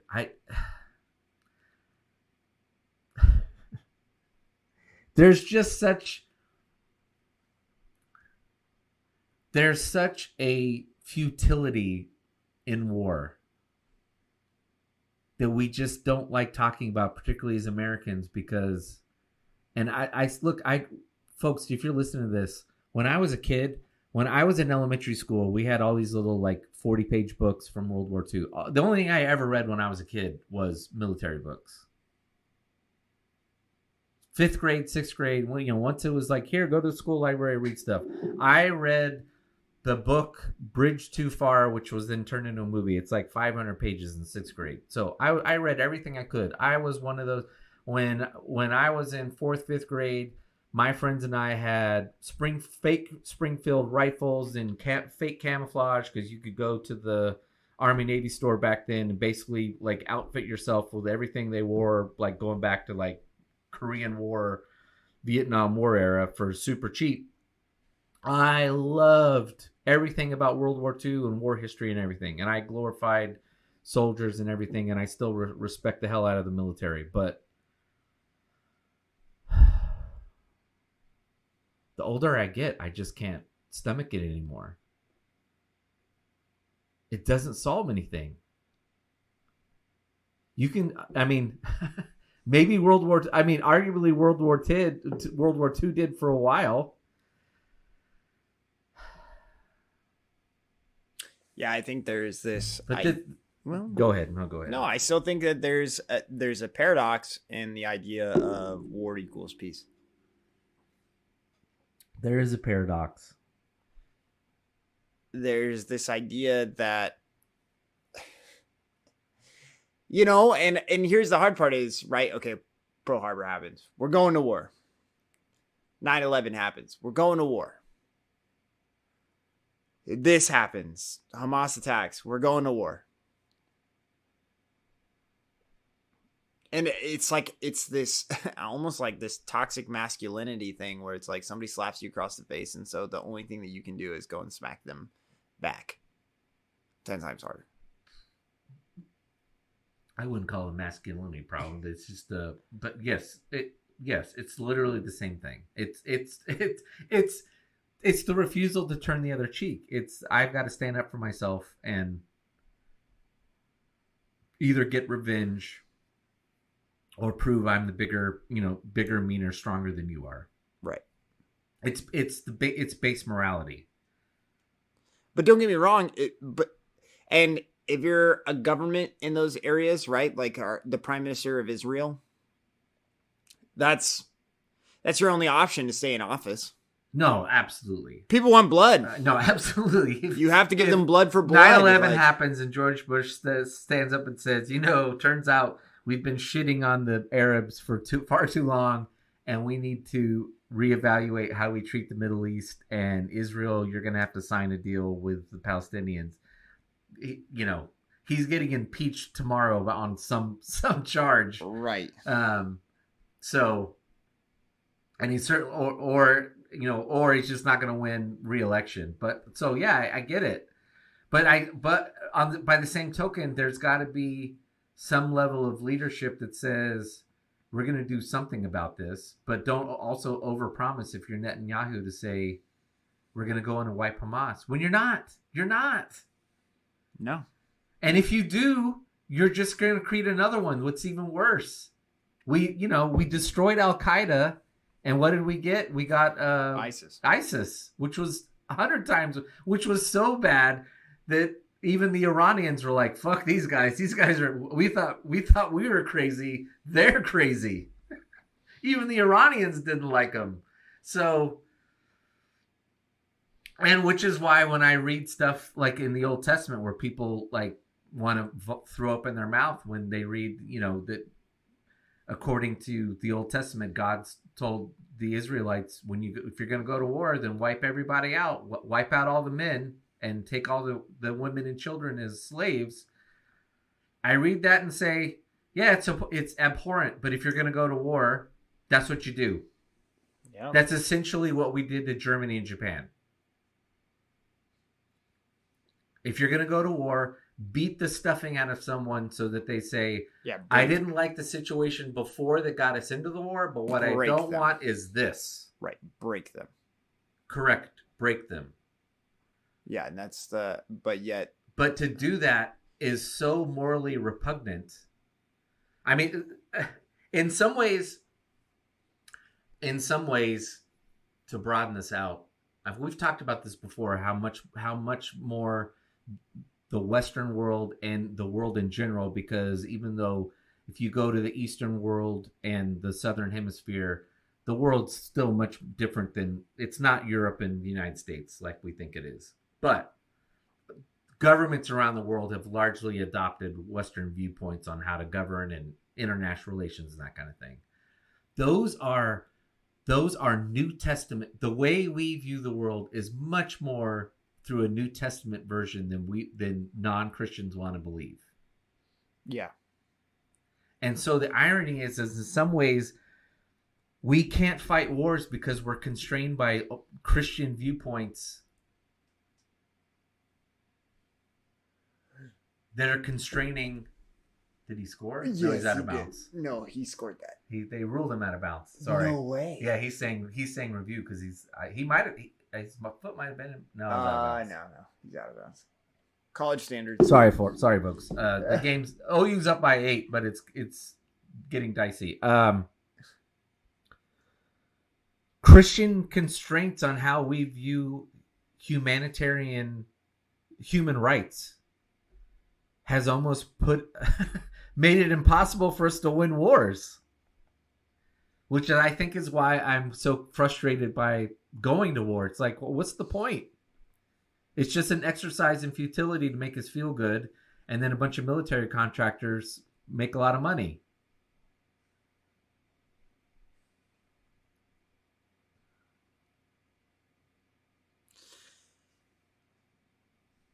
Yes. And then I also have to say, well, let's do the end times thing now, because I think that gets us now to another point that needs to be made. But we need to lay out like what Revelation says, and people concerned that this is, manifestation of end times and all that kind of stuff. All right. So, and he did score right there. Note, folks, we're doing this cold. I have not read I did not read Revelation this week. Did you? No. And we're not going to read from Revelation. I'm not going to read from Revelation. I'm not going to even give you... I'm going to give you... What is he going to do? What do you think? He's got to go for 2.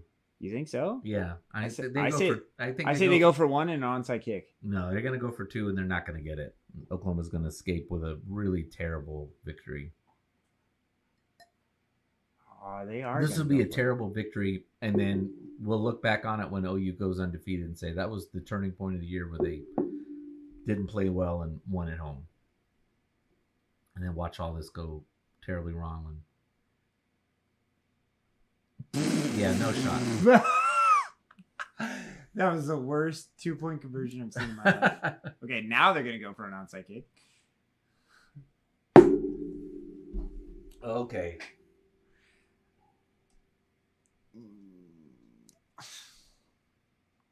I feel like we should read something from Revelation. Oh, what do you want to read from Revelation? Well, just the... No, there's nothing to read from Revelation. No, here's why. Here's the reason why there's no conversation to be had about reading from Revelation. If you want to, this is why things are frustrating and why there is an idea out there that Revelation is happening all the time. People believe that Revelation was when. Well, wait, let's back up. Lay out what the book of Revelation says in just a very general way. Don't assume everybody's listening knows what it is. What do you mean lay out what it says? Yeah, okay. All right, for anybody... What do you mean, what do I mean what it says? Just give a three sentence... 3 sentence. 3 paragraph, whatever. Okay.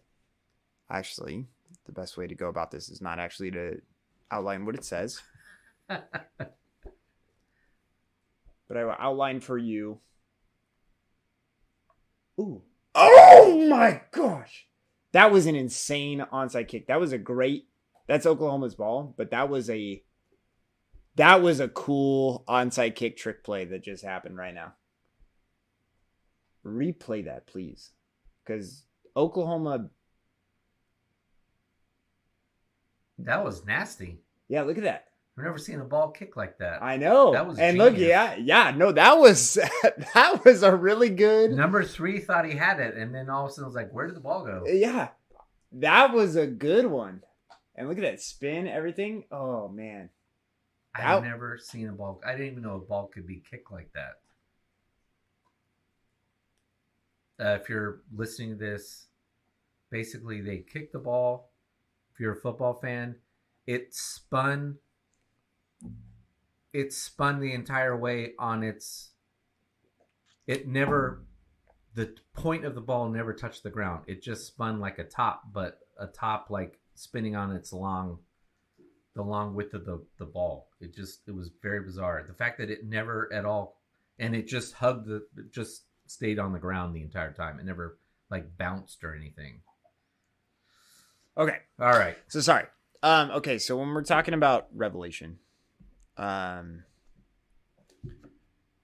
Revelation is there is a 200, and I think I've disclosed this on the show before. There are 200 years of time where there is a genre, maybe close to like 300 years. There is a genre known as apocalyptic. And so you hear that word and you automatically think, well, it's talking about end times. No, the genre is there's symbolism, there's these huge crazy monsters that are involved, all this kind of stuff. And understanding that genre is crucial to being able to know that this is what Revelation is. It's not necessarily saying that,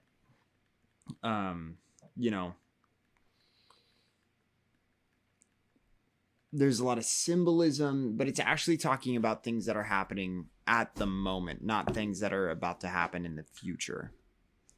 And so with the case of Revelation, a lot of people think that it's talking about the future and what's to come, but actually what it's talking about is the sacking of, or Nero and his reign over the Christians while he's in charge in Rome.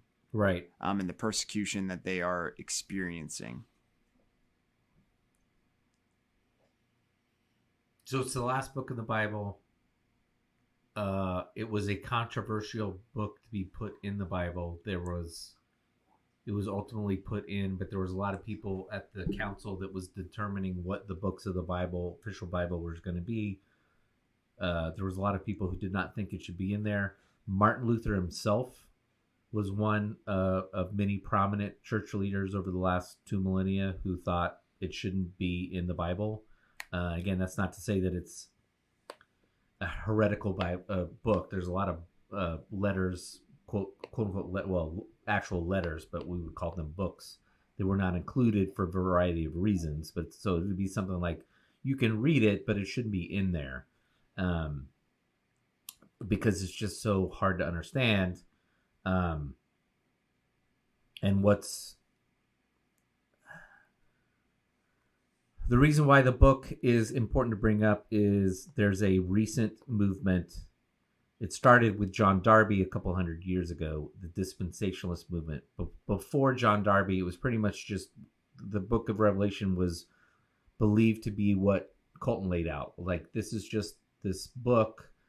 It was talking about things that were going on at the time. John Darby comes along and basically reimagines the book, and then it slowly takes over Christianity.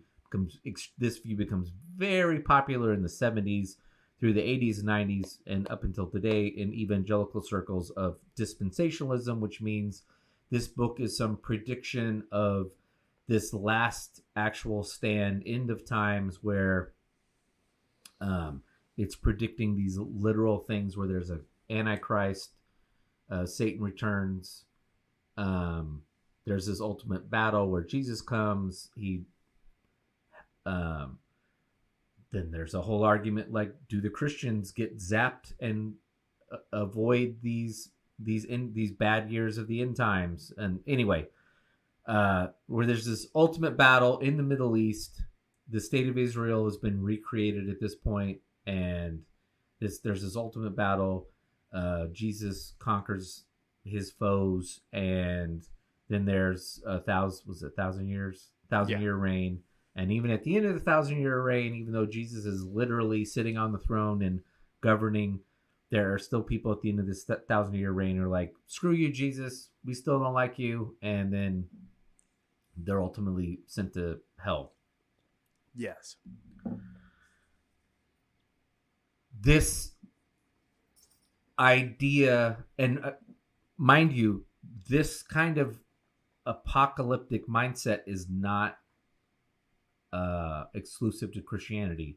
Islam, there's a strain of Islam, the Shiite version of it's not Shiite. There's a substrain of Shiite belief. There's two main strains of Islam. There's Sunni and there is Shiite. if you're putting this in government perspectives, the Gulf states are Sunni.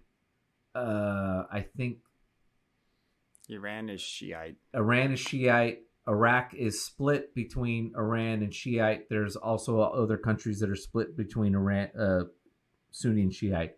The Shiite is much more militant of the two, Yes. and there is a strain of the Shiite belief which the majority of the ruling council of Iran believes in, which says, much like Revelation, that there's going to be this end time thing that brings back either Allah himself or Muhammad himself or some kind of similar thing. Mind you, Islam comes around much late, a couple hundred years after Jesus. So it should be viewed, I think, properly as kind of mimicking the book of Revelation in a way. So, but anyway, this apocalyptic view is not uncommon in Christianity. There's even a particular leader in Iran who's thought to be much like many Christians, trying to do whatever they can to bring about this end time because they think somehow this is what God wants them to do, which is, I've always seemed strange because the book of Revelation makes it clear. And Jesus himself says, you won't know when this is going to happen. It's in my time, not your time. But yeah, there's a strain of Christians who are like, yeah, we need to bring about this end time. So,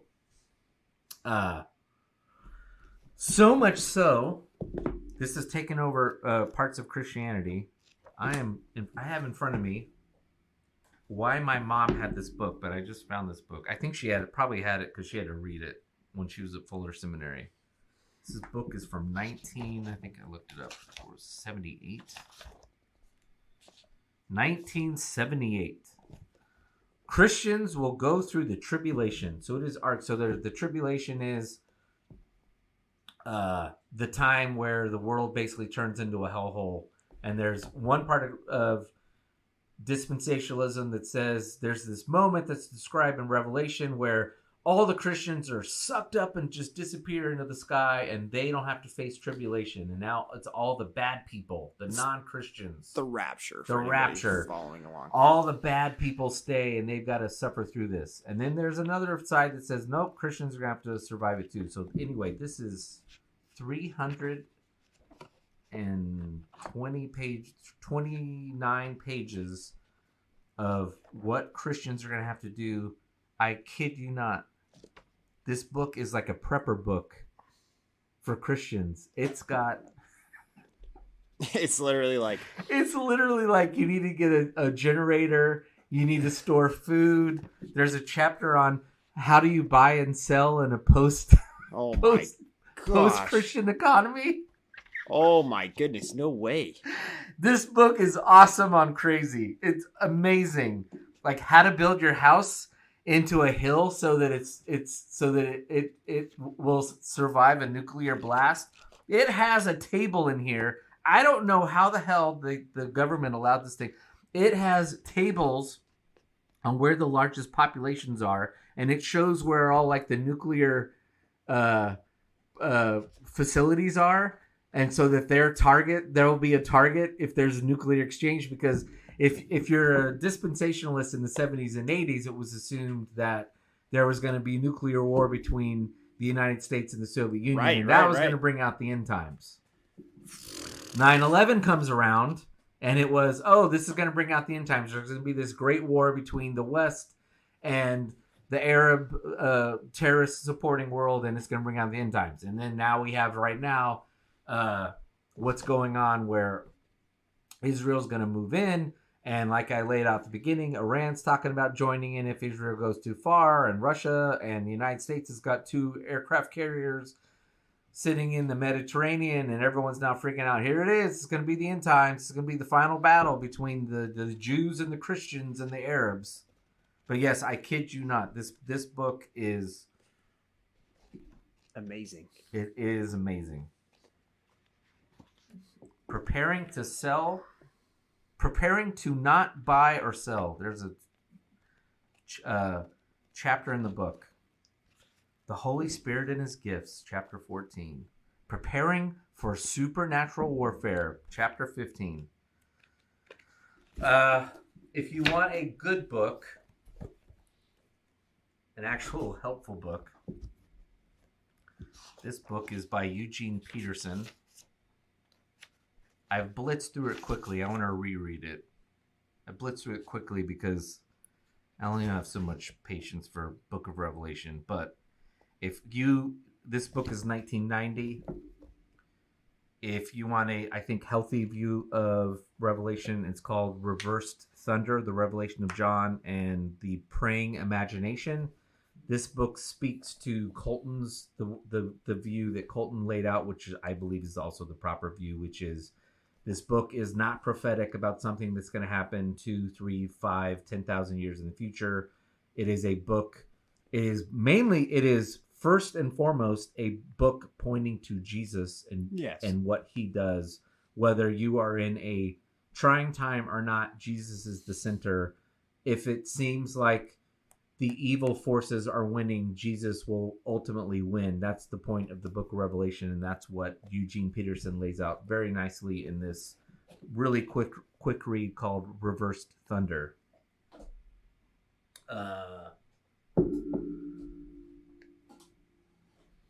Yeah, I think that mainly what I'm getting at here is when we talk about the end times, there's very similar to what Tim was talking about. There's this idea that, that they could always be happening. If you believe that the end times are happening, you're gonna, and you view Revelation as the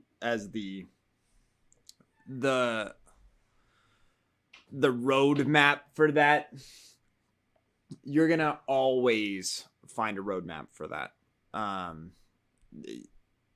To where, again, he brought up the Cold War, and that's a true thing, whereas like, okay, the symbolism, it means this, and this could mean this, and that could mean that, and that causes problems later on when you really understand that no, that's not actually what this genre is talking about at all.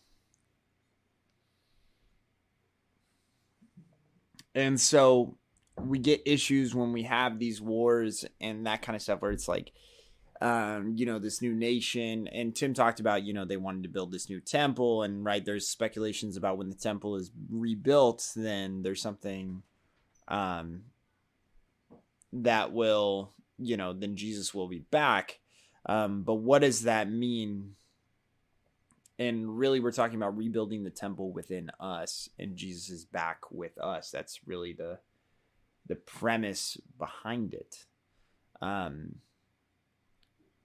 so we want that to be at the forefront of everybody's mind, is that this really isn't something that, even though for years and years you may be sitting there and you may be scared even of this document that is Revelation, or intimidated by it. Volunteer scored, I know. Damn, that was quite a catch. It was. But well, and I think they're reviewing it. I see 1 foot drag. I don't know. I think he's only got 1 foot in. Well, that's all he needs. In college? Again, 1 foot in college. Is that all it is now? It's always been 1 foot in college. I thought it was 2 feet in the NFL and 1 foot in college. Yeah, 1 foot in college. Oh no, I sorry. I thought it was 2 feet in college and 1 foot in the NFL. No, it's the other way around. Oh, okay. Soccer fans. Well, and I think his knee even came down there on the inside of the field goal, or on the inside of the end zone. Yeah. So that's just my speculation on that to begin with. And the other guy had his guy beat too. Anyways. We're on to our third beer. Wow. Our oak-aged lager for Oaktoberfest from Firestone. I think I've had this Brewing before, Company. but I don't remember what it's like. I have not had this before. See if it's any good. Coming in 5.2. I'm sure it's nutty, is my guess. Well, I'm sure. It was... So beer number 1, which was a pint, was 7%. Then we had 72. And Are you feeling cozy? Is that what you're trying to tell us? a little cozy. Probably should have had more than a bagel for breakfast. I haven't had anything for breakfast. Wow, that's a bold strategy there, Cotton. See how that works out for you. Colton's going to be Ubering home from Tim's. Oh, that's actually really tasty. I enjoy that. Well, let me dabble. That's actually, wow. Yeah, it's really good. It's a good Oaktoberfest beer. That's actually very balanced. I would like you. I was expecting like too much nut or something, which I think is this. I think was that the Sierra Nevada, and that's why I didn't like it. Maybe No. I haven't had the Sierra Nevada. You said you the had Sierra this. Nevada. I think lacked flavor was my problem, but some of them. There was one you and I had that we both enjoyed, but was very nutty. But I'm fine with the nutty flavor. That was weren't we both having what it starts with an M? Oh yeah. Shoot.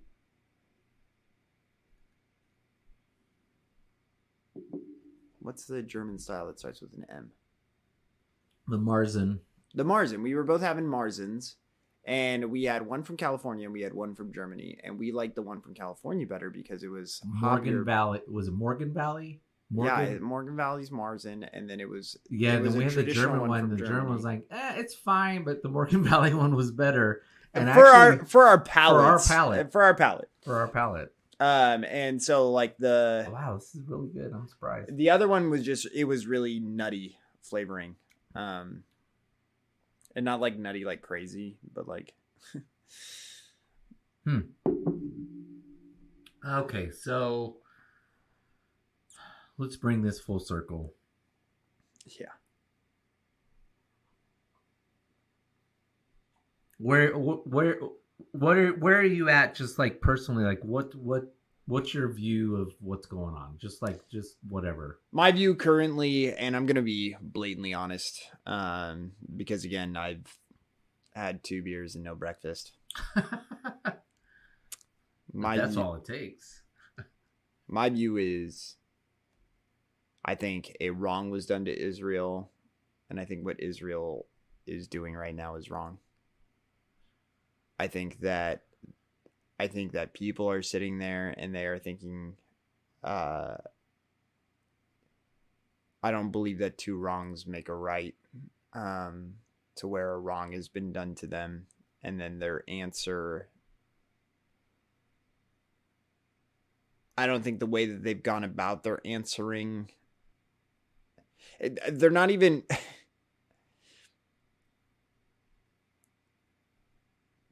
yeah, I think there have been too many civilian lives lost in Hamas or in Gaza.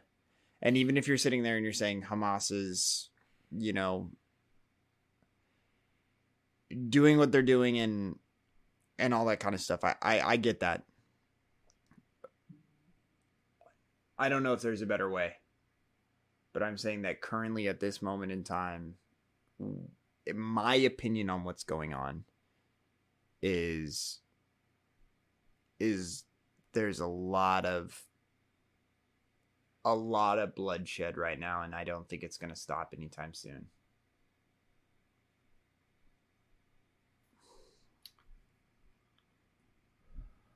How about you?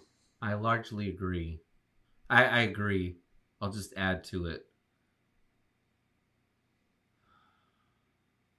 Again, if this was 2000, 2001, 2008 even, my sensibility would have been go in and light the fuck out of Gaza. light them up. Yeah.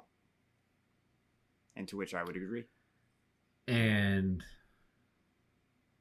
if you're listening to this and you still agree with that, that's still your idea. I get it. I get it. But where I'm at with my view of what Jesus calls us to be, and we Christians want to frame our persecution as persecution for the things that we're standing up for, that we like being persecuted for the easy things. Like, we want to be persecuted because we think gay marriage is wrong. So yeah, the Bible says we're going to be persecuted, and we're going to be persecuted because we want prayer in school, and so we're going to get, yes. So all these, the easy things, which I like, prayer in school, I could give two shits about, but we like to frame the persecution on the really low-hanging fruit stuff that's easy to get persecuted over. And we don't really have to challenge our worldview. And as I stated a couple minutes, 20 minutes ago, the worldview of my existence for 80%, 90% of my life has been, war sucks, but war is a necessary thing. And I'm now at the point where I'm having to die to myself and say, I don't think that view anymore. You said a little while earlier that, if you're Netanyahu, that's suicide. And I agree with that. And so I'm going to beat on the same horse that I've beat the same drum, beat the same horse into the ground that I've said on the Ukraine thing. I think Christians need to stand up and say, where's the peace? Where do we find peace? And I don't hear that. I hear, partially because the Christian community seems pretty much divided into the Palestinian pro-Palestine camp or the pro-Israel camp. So, and let me stop for a second, because I wanted to bring this up and I didn't, and then I'll get back to this point. This moment has brought out a thing that really it's been bothering me for a while, but this has brought it to a head. We have this stilted view of right and wrong. I want to say in this country, I think it's probably always been a thing. It goes back to David and Goliath, where the little guy is always the aggrieved, oppressed power, and therefore they're good. If you want to put it into modern terms, it's Star Wars. Yes. The rebels are the good guys. And in fact, one of my favorite articles of all time was this guy, Sonny Bunch, I think in Reason Magazine, wrote an article that really lit up the entire internet for quite a while. And it's still an infamous article amongst those who know it, that basically said the Empire are actually the good guys. Actually, just so we're clear, if we're going to talk about Star Wars for just a second, I've yet to see serious evidence of the Empire. There's no, I think actually in what movie is it? The one that everybody hated? What's the middle of the last three? I can't remember the name. Is it The Last Jedi? That might be it. That one actually showed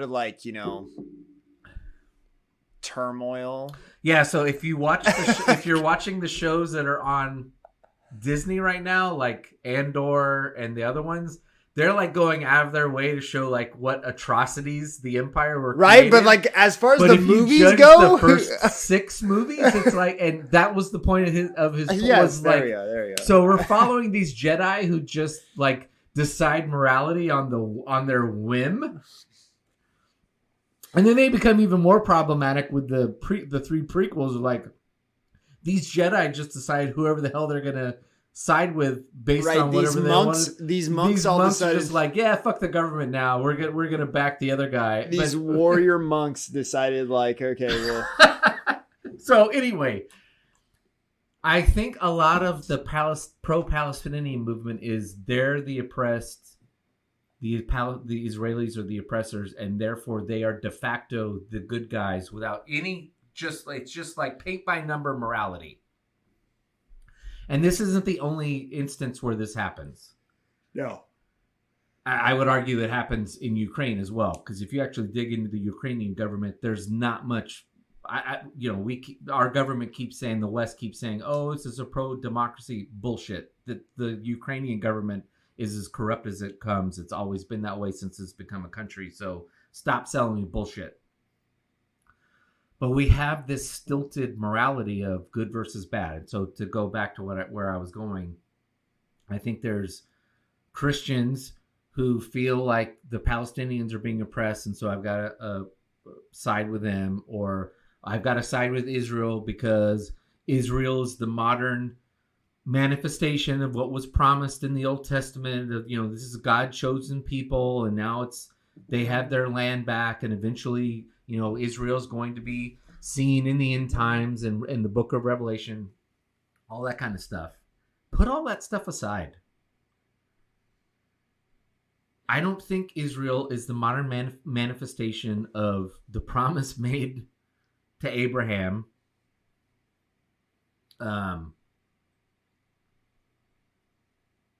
We need to be looking at this as what Jesus said, which is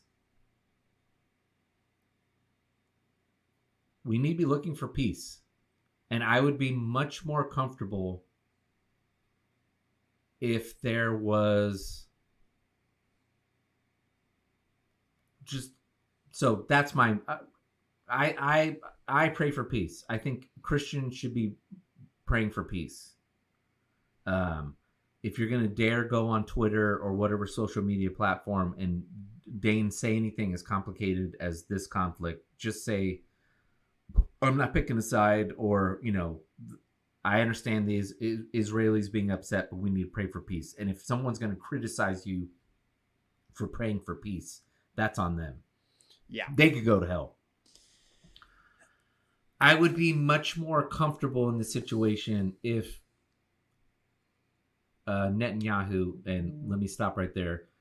Generally, Israeli governments are led by a prime minister. This government, it's kind of ironic this is happening now. This is a unity government, which doesn't make sense to most Americans because we don't have a parliamentary government. Most quote unquote, most democratic governments around the world are parliamentary systems. They're like British systems. So you have a party that's voted in power, and then that party elects a prime minister. That prime minister runs the government. The current situation in Israel is basically Netanyahu. No one got a majority. He got a very narrow plurality. There are actually 3 people running the Israeli government right now. It is like literally a Roman triumvirate. And so anyway, if the Israeli government was saying we need to go in and clear out Hamas, but we also the status quo is not working, we've got to figure out how to get out of the status quo. I would feel much more comfortable about the situation. But as it stands, that we're just going to go in and we're going to quote unquote wipe out Hamas, which you're not. You're lying to yourself and the Israeli people and everybody who supports you. You're not going to wipe out Hamas. Then it's just violence begetting more violence. And I don't have much of a tolerance for that anymore. So I think that when it comes to, I agree. I don't really have. But let me stop. When I say tolerance, I don't mean like I'm intolerant to it. I mean like literally the word like I'm having a hard time digest. I'm having a hard time digest. It doesn't mean like they're dead to me. Like oh, you're an evil person. It's just like that just doesn't work for me anymore. Yeah, I think what's tough right now is, and especially with this whole situation, is there's people in the United States that are extremely divided, and what's really frustrating, in my opinion, is yes, I understand the whole idea. Israel was hurt, but wanting blood for blood is, as far as our reaction should be, is not acceptable. I think our idea should be, what can we do to help those people? What can we do to start the healing process in Israel and that kind of stuff? Instead, people here We want blood. It's the George Bush thing. You're either with us or against us. So you're Right. either with the Palestinians or not, or you're with the Israelis or you're not. And if you're on the other side of whatever side you want, then you're dead to me. And you're morally abhorrent. And again, it's not condoning the act. No. I'm not sitting there trying to condone the act, but I'm more focused on healing than I am about getting vengeance. Correct. And so when you sit there and say that there's something going on in wherever in our world, even in the United States, if you're sitting there and you're looking for vengeance, I'm not here to help you with that. I'm not. I'm laughing because this takes me back to our discussion we had, I don't know, probably like 15, 20 episodes ago, where you and I posited that it's impossible for actual like Jesus follower to be the president of the United States or a world leader. Because I'm sorry. Look, I've said it. I'm going to say it again before I say what I'm going to say. If you support Israel and you're all in on the military thing, I'm not saying you're not a Christian. But where Colton and I are with our faith, our flavor of Christianity is someone standing up and saying, we need to turn the other cheek. This is an abhorrent act by abhorrent people. And they're ultimately going to get justice either here or later. And I guess that's the problem if you don't view there's an afterlife. It's like, well, when did these people get justice? But that's for another topic, for another discussion. But if you and I said that, we'd get run out of town. Right. And I understand why we'd get run out of town. But again, my frustration is I don't hear anyone saying that. Where's the... Well, I haven't heard. Maybe the Pope has said something. I haven't heard it. Where is someone of stature? There's no person of stature in the Christian community who can stand up and say, Mr. Prime Minister, Mr. President, although this isn't really a political podcast, but Joe Biden's boy, fucking moron. Like he keeps talking out of two sides of his mouth, but whatever. Mr. President, this is what your maker calls you to do. How can we find a way to that path? Which is again why if Netanyahu was saying, we're going to go in, we're going to find the people who perpetrated this, we're going to get justice now, while at the same time I'm calling on responsible people of responsible Palestinian leaders. How can we get our way out of this so this doesn't happen again? But there's no discussion like that. No. There's not even a thought. It's just like post 9/11, like we're gonna who can get the most scalps? Yeah. Let's go get us some scalps, and the person with the most scalps win. They're our new hero. They're our new Kyle, what's his name, the American Sniper, which I bring him up. It was a great book, and I enjoyed the movie, and it's no shot to Kyle. He served his country, and he wasn't a Jesus follower. So, but seriously, it's just like the Israelis are finding their next crusade. Crusade, yeah. Who's going to lead the crusade? But what is that gonna? Nothing. What does it achieve? Nothing. It's not going to achieve anything. But where is the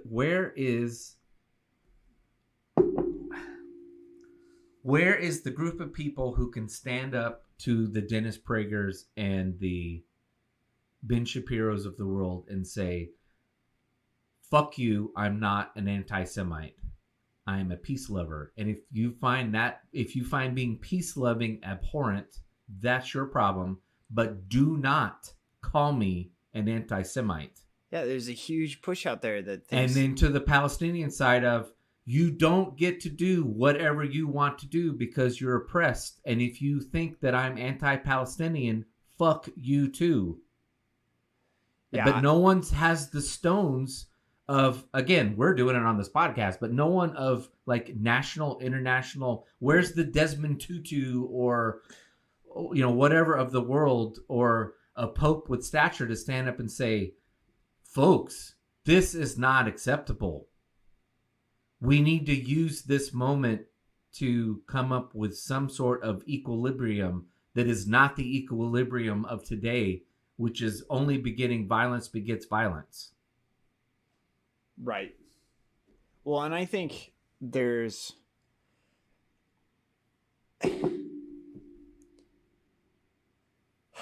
I think that it's tough with our world right now. I completely agree with Tim, where it's like there's this idea out there that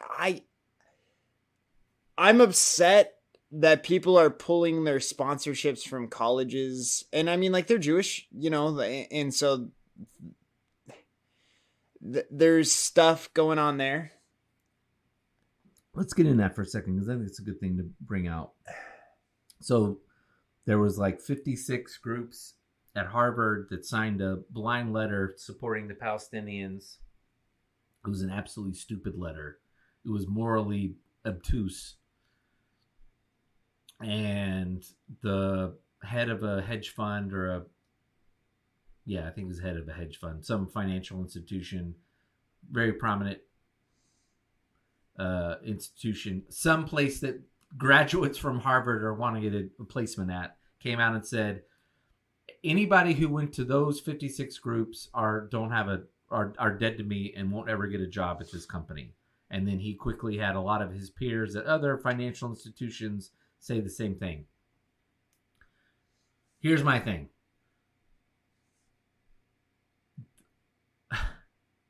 I get taking a stand and saying, if you're going to sign a document that makes it sound like what Hamas did was understandable because of Palestinian oppression, you can say, yeah, there's no place for you to work here.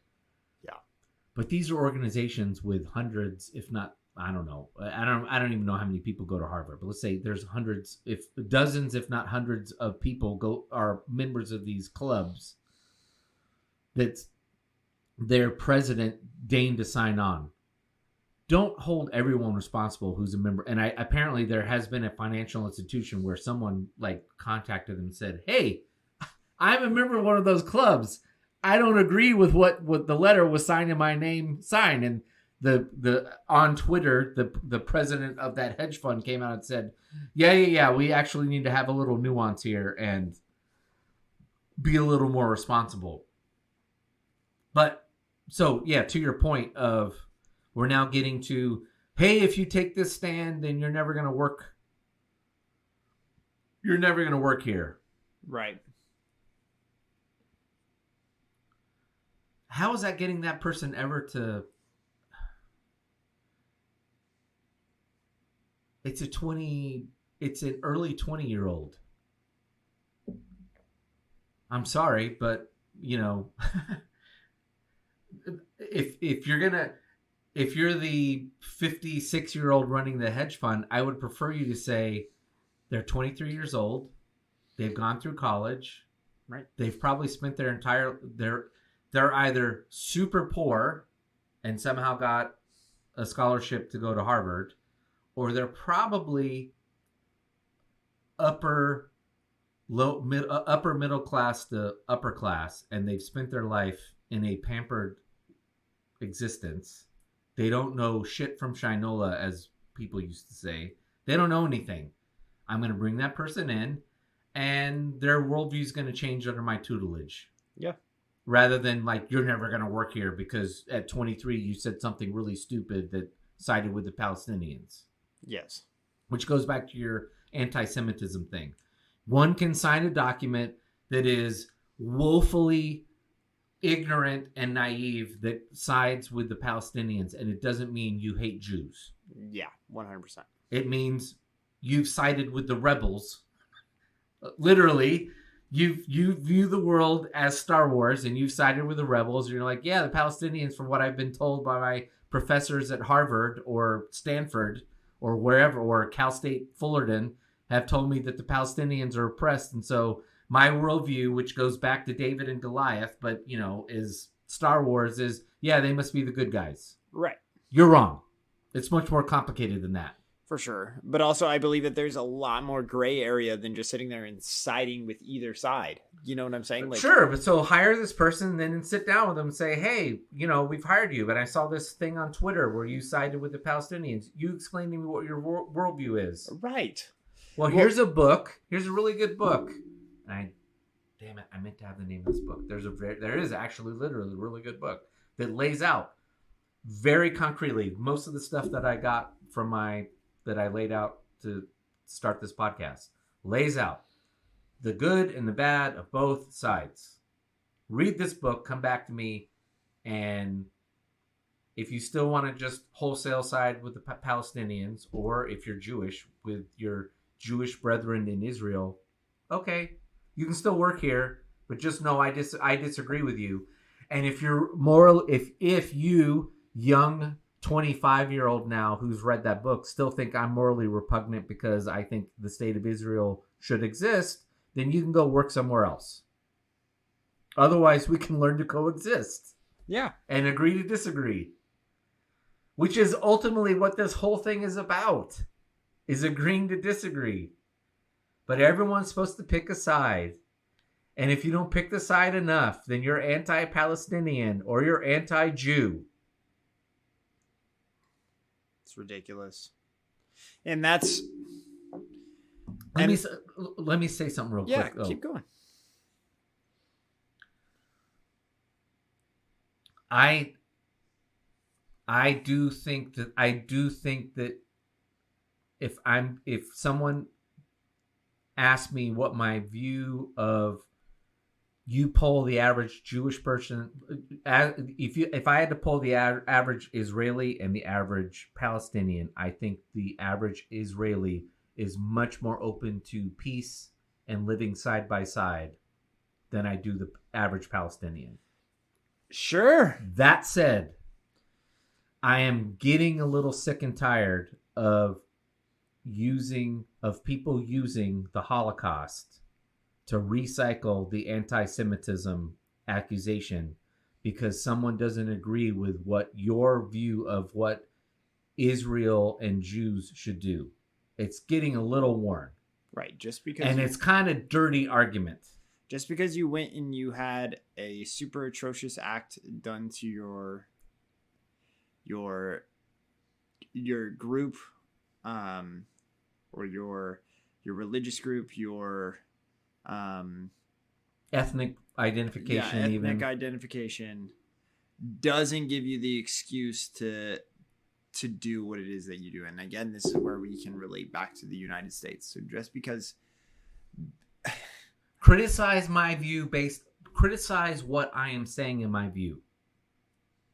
If I say I don't think it's good for Israel to go into Gaza, you and I are saying probably not. We don't see that there's much efficacy in Israel going into Gaza and claiming it's going to wipe out Hamas. It's probably not. Just going to more violence is going to be violence. Don't call me an anti-Semite. Say, I disagree with you. I think they can go in, blah, blah, blah. And then we can just disagree. It's just like, okay, we'll see 10 years from now whether or not you were right or I was right. That's fine. That's how the world should work. But don't call me a fucking anti-Semite. Yes. Yeah. And a Holocaust denier. Which seems, again... And if you're finding this troubling because you tend to be more right-wing in your politics, folks, we got to call out, I'm right-wing in my politics. I'm much more about calling my side than I am the other side. The other side is plenty stupid and crazy enough. They're manifest in their craziness. What I am sick and tired of is baseless, silly, paint-by-numbers logic that has resulted on the right, both religiously and politically, of, oh, you disagree with me, you must be a fascist, or you must be a anti-Semite, or you're a Russia lover, or you're a Palestine lover. No, disagree with me on the merits. Right.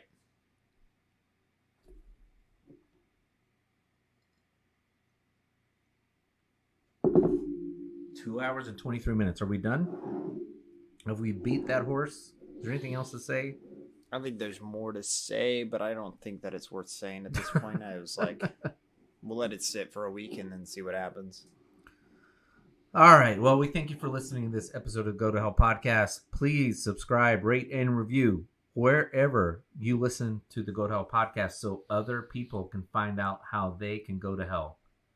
And you know what? This week, I am not going to give one of our usual quips and tell someone to go to hell. What I'm going to say is, fellow listeners, live your life this way. Pray this. Pray what was announced when Jesus was born. Peace on earth, goodwill towards all men and women.